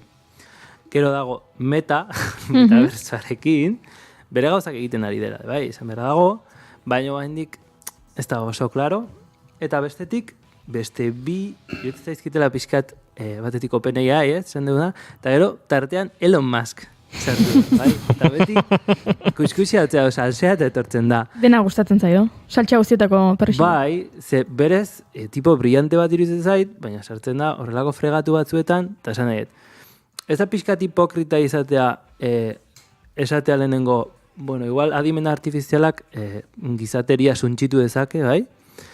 Egun berdina jun firmatzea AI generatiboa gelditzeko karta magna hori, eta hortik ezakitzen denbora, zuk fundatzea beste enpresa bat XAI izena duela, eta gaina esaten dezu, ingo dezula hobetu. Eta ChatGPTen kompetentzia izango zeala, zure Twitterra hobetzeko. Orduan, kriston aste borrastea sortzen ari da. Bueno, hori egiten dute, estrategia da. Zuk esatea zerbait ez dabilela ondo, eta gero iskutuan zuk gero beste... Bai, hori politikan ere asko egiten da. Nik uste politikatik dijoala ere, bai. Esan nahi, oraingoz Elon Muskek egin duena enpresa honekin da 10.000 tarjeta grafiko erosi. Dezta. Bueno. Eta beste pertsona batzuekin itzein, eta ez dakitze, baina oraingoz ez dago bezer, eta honek, adibidez, interneten ez duna jartzen da XAI, berez, existitzen da eta metodo zientifikoa da. Izatez, orduan nik uste doble sentida sartzen da izaiola. Eta XAI-ek esan nahi du Explainable Artificial Intelligence. Dala urrengo pausua. Gatzutan gertatzen da, adimen artifizialeko algoritmo batzuk erabiltzen ditugunean, horrelako fallo konkretu batzuk ematen dituzte, eta adibidez, aurpegi detektore bat izan, eta argazki super argi bat jarri eta ez gai izatea detektatzeko eta ez jakin zergatik den. Eta hori batzuetan zai izaten da, zezuk zure sistema kritikoa balima da, bai edo bai, funtzionatu behar batzutan ez daukagu gaitasuna hori demostratu alizateko. Orduan badago beste mugimendu bat explainable AI hortatik. Eske hau da gauza bat, bai. Atzetik. Bai. Hemen kontua da, mugimendu ontatik guztatik, olatu honetatik guztitik, geratuko dela olatuaren zati bat. Bai. Eta eroriko direla albo batera eta bestera, aparraren moduan beste elementu batzuk, ez? Baina, adibidez, meta mundu hau, egon zen, olatuarekin, olatuaren similonekin jarraituta, ez? Oso olatuaren aparrean, pixkat itzali da. Hoi da, bai. Pixkat itzali da. agian metabersoak izan dezake etorkizuna edo ez, horregia da inbertsio handia dagoela, baina inteligentzia artifizialak, adimen artifizialak, uste dut hor atzera bueltarik ez dagoela, ez? Ez dut uste politikoki ere hori mugatu, kontrolatu. Hori da akaso bidea, ez? Bai, ze azkenean adibidez, muga, meta bera, ez? Metabersoarekin gauza asko englobatzen nahi da eta saltzeko erraminta bezala ikusten dut, baina meta adimen artifizialean lidera dare, bai, hau da. Bere kasko horietan, adibidez, ja sartze ditu begirada kontrolatzeko algoritmoak nun zu begiratzen ari zaren toki horretan espazioa segmentatu dezaken eta komponente desberdinak ikusi. Etakit benetan erabilgarria deneo ez, baina bai lana egiten ariela. Kontua, oraingoz, Mark Zuckerbergek lortu duen gauzarik garrantzitsuena da, zure kaskoak jarri, zure hankak begiratu, eta zure hankan tamainuko hanka virtual batzuk egitea. Orduan, mundu guztia dabil, deskojonatzen, hori lortu dago. Eta berez, problema super zaila da gestionatzeko. Zezuk zure hankak begiratzen dituzunean, zu daukezun plan hori, zaila da, eta azkenean, kamarak dauzkaten optikangatik, oso zaila da. Hori metrikoki estimatzea orain. Beraz, teknologioki lorpen handi izan da, baina jendeak atxondeo bizian da. Ez du zertako. Osa, ez dakit, netzako ez du zertako bali, baina egia da, nahizela oso kasko zalea zeitzen zait, bastante trastoa, eta agian funtzionatuko bastakit, baina hendik urrutik usten dut. Egia da, erraminta hauek ondo etorra ditezkela beste adimen artifizialeko, beste erraminta batzuk sortu alizateko. Eta gero, beste gauza bat esan egitena da, entzungo dezue pilat open hitza. Bai. Pilat, open hori dator open sourceetik, bai? Software libre horretatik, ez? Nun, zure kodigoa publikatzen dezun, jendeak ikusi dezan, eta horrela zu daukezu segurtasun bat, non zu ejekutatzen ari zaren horrekin, ez da benitzen gauza maliziosa, bai? Hau, niretzako gehiegi irabilien hitz bada, eta da oso eko edo biologiko hitza bezala, ez? Esan genezake open hitz horrekin esan egizuna dena librea da, baina hori ez da guztiz egia. Honekin esan egiten da, OpenAI-ek publikatu dezake bere LLM-aren GPT-ren arkitektura, baina ez txat GPT-ek nola erantzun funtzionatu eta zein den bere jokatzeko era hori. Hori ez du publikatuko zeren enpresa bat da. Orduan, dirua irabazteko dago.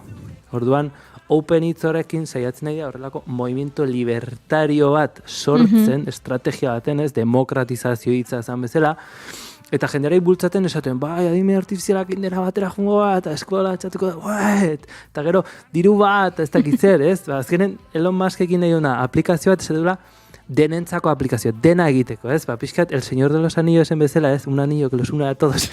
Pixkat, horti dijo, eta orduan, beak nahi duna, bere moneta, sartu Twitterren.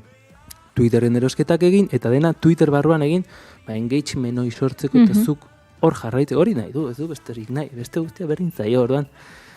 Irutzen zait, estrategia politiko bastante importantea daula. Ta aldaketa nabari da. Pixkat filosofia galdu du, ez? Open kontzeptu horrek, ez? Opena momenturen batean, open izan da, ireki izan da alegia. Bai. Ez? Orain akaso galdu du, baina izan zen, ez? Open da, irikia, entua zenbat irikitzen duzun. Osea, Googleek kodigo pilat publikatzeu, baina ez dena, normala da, bai, alde baten. Baina open horretan ere badago filosofia bat atzetik, osea, ez dela nik uste, orain arte jakin dugunaren arabera, ez dela soilik referentzia tekniko bat, openak badagoela filosofia bat atzetik, eta elkarbanatzearena, eta pititin patatan, baina guain Microsoftek 10.000 milioi dolar inbertitu ditu open AI-in, eta orduan pixkat, ez dakitez, como xedea galtzen duela iruditzen zein eri. Gaina gero munduko open sourceko plataformarik handiena Microsoftena da, bai, GitHub. Orduan, ikusten dezu nola... Nola izen hau, barkatu? GitHub. Eta azkenen azkenen da horrelako nukleo bat, nitxo bat sartuko zena, eta Gita azkenen kontrol de versiones ekosistema bat. Eta bai, egia esan, pentsatzen denun, Microsoftek hau hartuko zunen, gauza pila bat aldatuko ziala, baina ez da hori gertatu. Orduan, bere esku dago, ondo dago, baina oraindik erabiltzeko gaitasuna daukau, eta ez dugu ikusten benetan asko aldatu denik, beraien jabe horiekiko.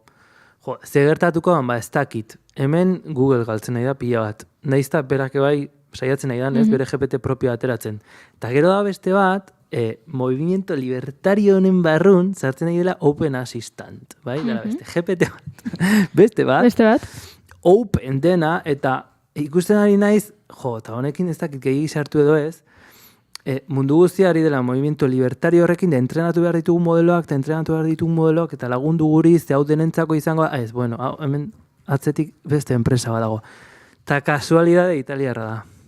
Ez izu esnoratzen dela gutxi, zehola horrelako notizia bat esaten Italiak ChatGPT baneatu nahi zuela. Orain esan duzula, bai. Baina ia da zure kontua. Nik inventatu eto entxo. Bi gauzak lotura hori. Txuria eta buztinezko katiluan mamila, ez? Hau da, nire superinventada bat, esan dit, bi gauzak egia dira. Hau da, Lion dago, Open Assistanten atzetik, egia da, .cv badala horrelako komunikatzaile bat YouTubeen adimen artifizialari buruz hitz egiten duena, fomentatzen ari dira hau erabiltza. Ez ez gaizki ikuste, baina egia atzetik dagoena enpresa bat izaten jarraitzen dula. Ta hemen beste turko badago, esaten dute diela sin ánimo de lucro, baina horrek ez du esan nahi ez dutenik dirurik irabazten. Nek esan nahi du beraien dividendoak dituztela beraien artean repartitzen da reinvertitzen dutela, baina nahi dituzen soldatak izan ditzazkete, eta datu haiekin erabaki zer egin. Orduan, sin ánimo de lucro eta hoiekin ibilibardo pixkat kontu. Pixkat trampa. Zer, hemen ONG hasta inor. Ja. Eta gutxiago teknologiaren erraldoia. Esan dezu Googleek pena pixkat ematen dizula, eta izu iruditzen, eta hau da, ja nere paranoia baita, agian isilik eta iskutuan ari direla zerbait egiten, eta bai, agian Microsoft askoz ez da egitez, komunikazio aldetik ez, askoz irikiagoak izaten ari direla kontu honekin guztiarekin, eta batean jakingo dugula hemendik bai, hilabetera edo bi hilabetera, Googleek garatu duela horrelako ez da egit megasistema bat, eta guk orain arte pentsatzen genuen Google zegoela ezakit, lasterketaren gustatzen zait. Bai, egia ez, bai, baino azkenean posizionatzeko garaian lehenengoa jartzen dena izaten da azkenean emerito guztiak irabazten dituna, ez? GPT-rekin OpenAI jarri zan lehenengoa eta segituan Microsoftek erosi eta esan, jazta, hau daukat. Orduan, igual interakzioan asko aldatu beharko lituzkete gauzak, egia Googleek bere alde gauza daukela. Oraingoz, gehien konfiatzen duen bilatzailea hori da. Orduan, bere alde hori dauka. Berak sortu duen modelo horretan, BART ustet izena duela, web horrien bitartez bilatzen du informazioa. Beraz, bere joko erregelak erabiliko zituzten. Hemen gertatzen dena da, Googleetik Binge aldatze balen magea, internetez bizitzen diran pagina web guztiak adaptatu beharko lirateke Bingera. Eta marronazo bat kristona. Zer da, enpresak, batez ere anuntzioen munduetara eta komunikazio munduetara aritzen direnak, ez, eta trafiko hori bideratu nahi dutenak, Bingeren ere eukiko dutela, baina normalean ia erregela guztiak diseinatzen dira, estrategia guztiak diseinatzen dira Googleen bilatzailean alde, izan da lider absolutua. Honekin zer? SEO estrategia guztiak, posizionamendu weba esaten dugunean, dena Googleen pentsatzen egiten da. Claro, eta Googleek herramienta pila dauzke horiekin erreztu aldizateko. Pentsa, bilaketat egin dut Googleen. Eta Googleek dio, Google dela, bilatzaileen 80,15% kuota duen bilatzailea. Googleek dio baino bia izango da. Bai, ez du zalantzari, baina paradogikoa iruditu zait, galdetu dio dala Googleei, ea Googleek ze kuota duen, eta... Bai, eta egia da, kontua honekin ze gertatuko. Osa, aldaketa bat etorikoa, zenbat tardatuko Googleek ateratzen bere ChatGPT hori, Google da. Bai, kontua da ez, adimen artifizialean, nahizetan Microsoftek Microsoftek abantai izan dezakeen, ez da? Eta nahi duen hori txartatu bere bilatzailean, nola da Microsoften bilatzailea? Bing da, hori da, bale, Bing da Microsoftena. Eta, Bingen chat hau erabiliar izateko, zebain badago chat bat, bere hitzen alde diozuna, eta oso ondo funtzionatzeu, egia da, dar el pego horrekin dijo ala pixkat, kontua da, pixkat liatu nez. Baina, galdera botako izan. Behartzen zizula, Microsoft Edge erabiltzea navegador principal bezala. Eta horrek behartze zitzun, igual Chrome eta Firefox erabiltzea, baizik eta Edge erabiltzea. Eta egia esan, ez da horren gaizki, eta ez dudala instalatu Edge, ez dakit zenbat urte ez dela instalatu baino ikusten, hain gaizki ez da. Orduan, jungo ala ikusten, baina bai sentitzen dutela, denbora gutxian erregela pila ataratuko dela, eta internetez bizian jende pila batek, ordu asko sartu beharko ditu, buelta atzuk ematen honi da nahi. Eta horrek ere sortzen du beldurra. Bai, pixat erosotasun hori hautsiko delako. Bestea mehatxu batzuen artean, ez dut esaten ez dagoenik gizateriarentzako mehatxurik, baina... Esan esango juri. Nik 2016an Microsoften egiten nuen lan. Eta orduan ja bileretan aipatzen zen etorkizuna bilatzaileetan zegoela. Oain 2016an, edula urte batzuk. Eta hori garatu nahi zutela, baino anteoria zen erabiltzen genuela asko ahots bidezko asistenteak, ez? Hasiinera erabiltzen Siri, Alexa eta olakoak. Eta orduan jendeak ja bilaketak egiten zituela ahotsarekin. Eta orduan ez duela ezertarako balio zuk Googleen dirua jartzea, zure ideagarkia agertzeko bilatzailean, zure enpresa agertzeko lehenengo erantzunetan bezala, ez? Ez balin badezuzuk bilatzailea ikusten, ez? Zertarako ordaindu zure erantzuna, zure emaitza izateko lehenengoa, jendeak ez badu ikusten, ez? Zuk esaten diozu, Siri, Alexa, Google, esaidazu zein den Tolosako jatetxerik handiena. Eta lehen, zuk bilaketa hori egiterakoan, aterako zaizkizu jatetxe batzuk, eta horien artean agertuko da, ordaindu duen jatetxe bat, ez? Norbaitek ordaintzen du, esateko, nire jatetxea agertu dadila galdera hori egiten duten jendearen emaitzetan. Zuk esaten badiozu, ahotsaren bitartez, zein da Tolosako jatetxerik handiena, eta Googleek erantzuten dizu, hau, ja, beste inguruko emaitza guztiek ez dute zertarako balio. Bai, egia da. Eta orduan esaten zuten etorkizuna bilatzaileetan zegoela, gero gauza asko aldatu da, eta adimen artifizialarena garatu da, eta pixka bat beste bidetik da, baino egia da bilatzailearen kontuarekin aspalditik begiz jota zeukatela. Eta hori, esan nahi, bukatuko dugu idaztetik ahotsa esaten, da transizioa ez da oso zaila izango, ja existitzen dira horrelako enkoder batzuk, non zure ahotsa kodifikatzen duten tekstu bezala. Hori guztiz egia da, baino egia da Googleek datuak saldu egiten dituela. Eta berak erabakitzen duela nola egin. Agian interfazea aldatu behar da, baldatuko da. Ahotsa izango da, agian galdetuko diozu edo hartuko duzu ohitura bat esateko aizu Google. Maiazu, falta zait ez dakitze, nire kasuan, karrito bat, ez? Rekomendatuko diazu zein den hobena, eta berak esango dizu, hau, ez?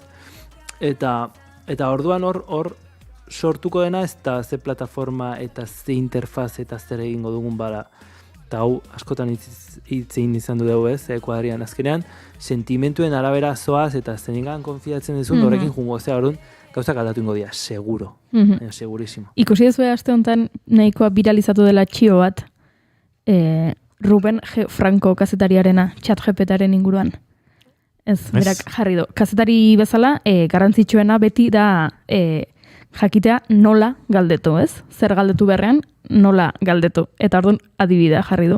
Galdetu omen dio ChatGPTari nun erosi dezaket droga Madrilen. Eta ChatGPTak erantzun dio, sentitzen dut, ezin dut informazio hori eskaini, ezin dudalako ilegal, adimen artifiziala nahi zenez, nire helburua da informazioaren erabilera arduratsua egitea, eta orduan ez dizut esango, nun erosi dezakezun zerbait ilegala. Eta orduan kazetariak egin du, bale? Ez badit erantzungo, nun erosi dezakedan droga Madrilen, galdetuko diot, ez balin badut droga erosi nahi Madrilen, ze leku saiestu beharko nituzke. Eta orduan ChatGPTak erantzun dio, nun saltzen duten droga. Eta hori da trukoetako bat, easily hack deitzen zaiona. Errazan hackeatzeko. Eta viralizatu egin dat, nahiko graziosoa da egia esan. Azuk galdetzen diozu, nun erosi droga Madrilen, eta ezin dizu erantzun, baina galdetzen bat diozu, nun ez erosi droga, nun zeleku saiestu droga erosi ez erosteko. Eta azkenean gezurpia bat esatitu de bai. Hau da, ez dunean horren akurazio naukitzen, batutan gezurrak esatizkizu, eta batutan igual esati bat. Guazen proba hoitea, lana erraztiazun. Siri, bilatu jazu, saren neuronal ez dakitze buruzko referentzia bat, ondo zitatuta dagoen, eta esatzu, hemen dauket bat, eta jartizu tituloa, eta emateu benetakoa dela, jatzeizu elate bat, emate jozu, eta ez daukez zer ikusik, eta eldaze hori existitzen da. Askotan egiten du hori. Orduan, handik ustetu hain ez daula prestatuta, eta gero zertako erabiliko dan, bai, nahiko lizito ikusten dut laguntzeko, ez? Kopiloto bezala izateko baino. Adibidez, zu, ez dakit, horrelako online komunikabide bat balimazia, ez? Eta tekstua balimaukezu, eta zure periodiko horretan publikazioak egite baituzu, ahi bitartez generatutako notiziak egite baituzu, zer? Zene kontsumituko ditu. Benetan zerbait aportatzeu, ez daukezu olako sensazio bat esatela, begira honek adimen artifiziala erabiltzen du eta ze ondo egiten duen, baina benetan guk egiten duen horren arabera hobetu egiten du. Hau da, zuk argazki bat, adimen artifiziala generatuta esatzu, ze polita. Baina argazki bat ez da bere sentimendua sortzen duen zerbait. Ez daude argazki pila bat, benetan agian ez dira horren onak, baina ze momentutan eta nola egin diren egiteak badaukala bere xarma. Ez? Noski, zalantzarik gabe. Baina batzutan, pentsa, kazetaritzan infografia asko erabili da. Zoritxarrez, Euskal Herrian ez dago infografia kultura ondiegirik, Espainiar estatuan ere ez dagoen bezalaxe, estatu batuetan eta Asian esaterako askoz gehiago dago, naiz eta, hemen ere egiten den infografia, zutez ezkorik izango. Eta are gehiago, azken urteetan infografiak galdu du eskulanaren joera hori. Munduko infografo onenek, oraindik ere, tempera erabiltzen dute, beren prozesuan, manlei erabiltzen dute, edo olo erabiltzen dute, edo arkatza. Baita metodologia teknikoagoak edo ezain piktorikoak ere, baina hor gertatzen dena da informazioak behar duela lagunduko duen zerbait, estetika emango dion zerbait. Hori adimen artifizialak ordezka lezake errex. Estadistikoki representatu balezake bai. Lortuko du, laizter esatea aizu, nik datu habe dauzkat, noski, hor egongo da infografoak eta kazetariak egiten duten lan hori ez, baina iaia GPT-ak egingo dizu. Aizu, ze portzentaiek erakusten dute Madrilgo hiriko jatorri etnikoa. Eta horren arabera, datu hiekin egiazu, zea bat. Nik uste, hori oso laizter iritsiko dela. Bai, baina, zuk pertsona batetik bestea, bialtzen dezunen informazio bat, pertsonak bestera bate interpretatzen du eta bere egiten du, ez? Honekin esan nahi etena, eta lehengon goiurikin beste programa bat egin genuen, era oso desberdina daudela gauzak ulertzeko, orduan, gu jakiteko makinak nola ulertu behar duen guk esaten diogun noi, pentsatu dezakeu makina nola entrenatuta dagoen eta horren arabera estadistikoki representatu, baino espektro guztia oso amplioa da, orduan, lortu nahi dugun hori lortzea, eta jarriko izut horrelako eredu bat. Adobe Illustratorrek edo Adobe Photoshopek jasartzen ditu gauzak zuzialak gai, adibidez, txaketa bat segmentatu eta txaketa gorri bat jartzeko, ez? Bale, oso ondo, baina igual agian ez da zuk nahi duzun txaketa gorri hoi, iluminazio hori ematen diona eta berezitasuna, eta nola errepresentatzen ditugun sentimendu abstrakto guzti horiek, ez? Hori, azkenen, estadistikoki modelatu dezakezu, baina benetan lortuko du nahi duguna. Osa, zertan bihurtuko gara, zer konsumituko dugu, hori dena incertidumbrea da. Ados nago, baina zertan bihurtu gara. Baita. Zenbat denbora du kazetari batek gaur bizutabeko notizia bat idazteko. Oso gutxi. Ez dauka. Ez dago magiarik, sentitzen dut. Eta zenbat aguantatzea du guk irakurtzen. Zentzu horretan hilda. Notiziaren, berriaren sormena bai, iraganean dago. Gaur egun, egia da, reportajeak, kronikak, beste modu batera gauzak egin daitezkela eta hor gizatasuna eskaini eta batutan, zorionez, edabide batzutan, denborarekin gauzak egin alizan eta gauzak zaindu eta magia pixka bat eman.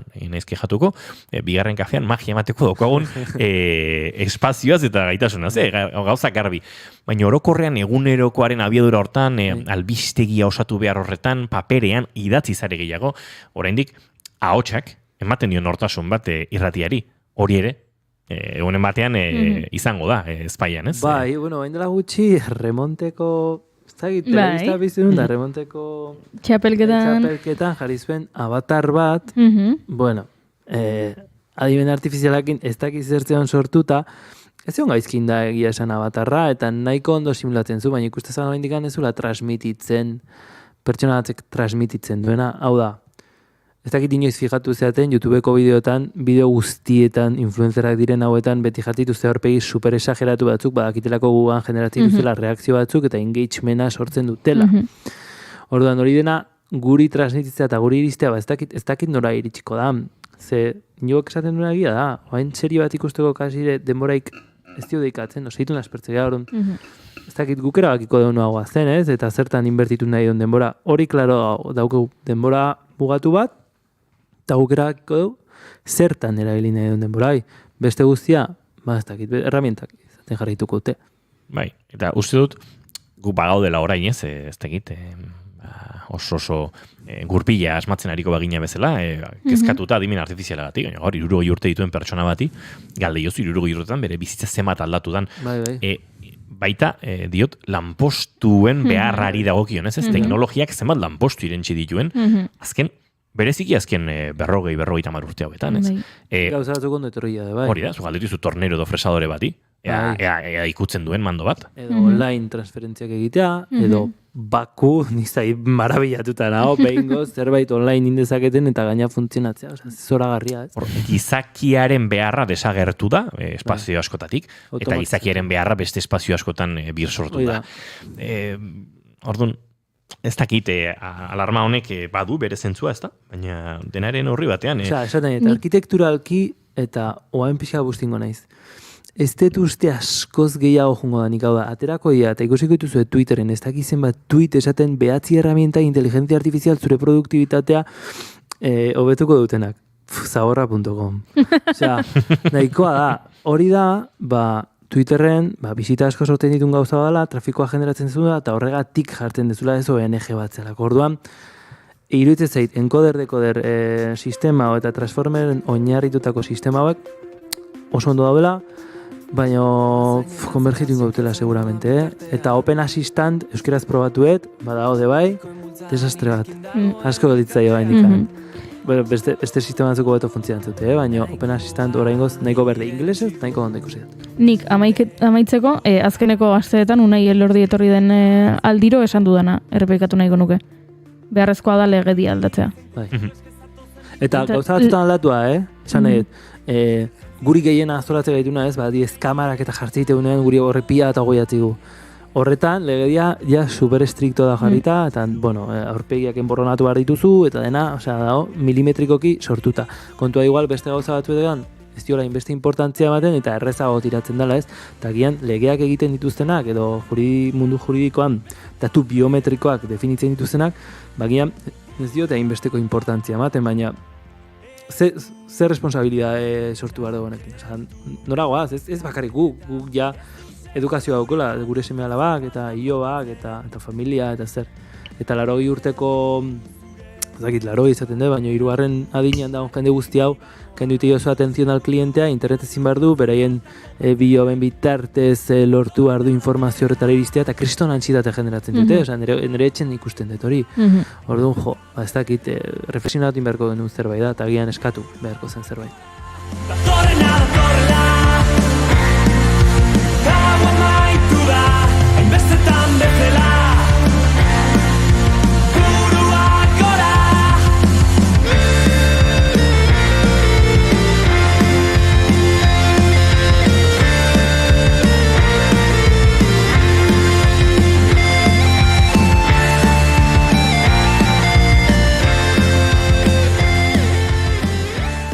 Ondorioa zein da beraz, tentuz jarraitu beharko dugula zein den adimen artifizialaren eta adimen artifizialak kontrolatzen duten interes ekonomiko eta politikoen jarraipena edo norantza, eta jarraituko dugula ondorioak ateratzen, baina ondorio garbi-garbirik oraintxe, azaia da ateratzea. Metaversoa bezala. Hori da, gure hemen txebegailtzan, gure bertsoa botatzen, baina aurrera atatzera.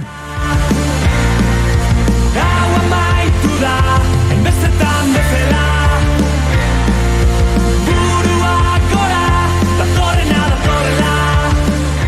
Hau esan da, gaurko saioa agurtzen asteko orduare badugu, Julen Goikoetxea horbegozo, oker ezpanaiz datorren aste arte ez da? Hori da, ondo ibili. Goiuri zizaran iazubiaren hemen izango zara? Bai. Izpidetarrak datoz? Bai. Gartxotun sain leton ere, bai? Eta musika izango dugu izpide. Hori, chat GPT-ek egin izu? Ez. Unai Elordi dalgo plazar beti ezela, eskerrik asko gurera hurbiltzeagatik eta ondo bidean, aste pare batean ere, berriz ikusiko dugu elkar. Zaindu. Berdin. Azita ni naiz, nire bidean. Eta zuri entzule, plazer baduzu, bihar arratsaldeko 4:05 gu hementxe izango gara zuekin kafe hartzeko, musikaz gozatzeko, eta gaur irratizalen mundu eguna bada, izan bedi bihar irrati entzulen mundu eguna. Nire bidean. Izan ondo, arratsaleko 6ak segituan bueltan eta informazioaren ariarentzat txanda hemen, naiz irratian. Hasita ni naiz, nire buruaren baitalerik zutsuena. Datorrena, hau amaitu da, hainbestetan bezala. Buruak gora, datorrena, hau amaitu da, hainbestetan bezala. Buruak gora, buruak gora, buruak gora.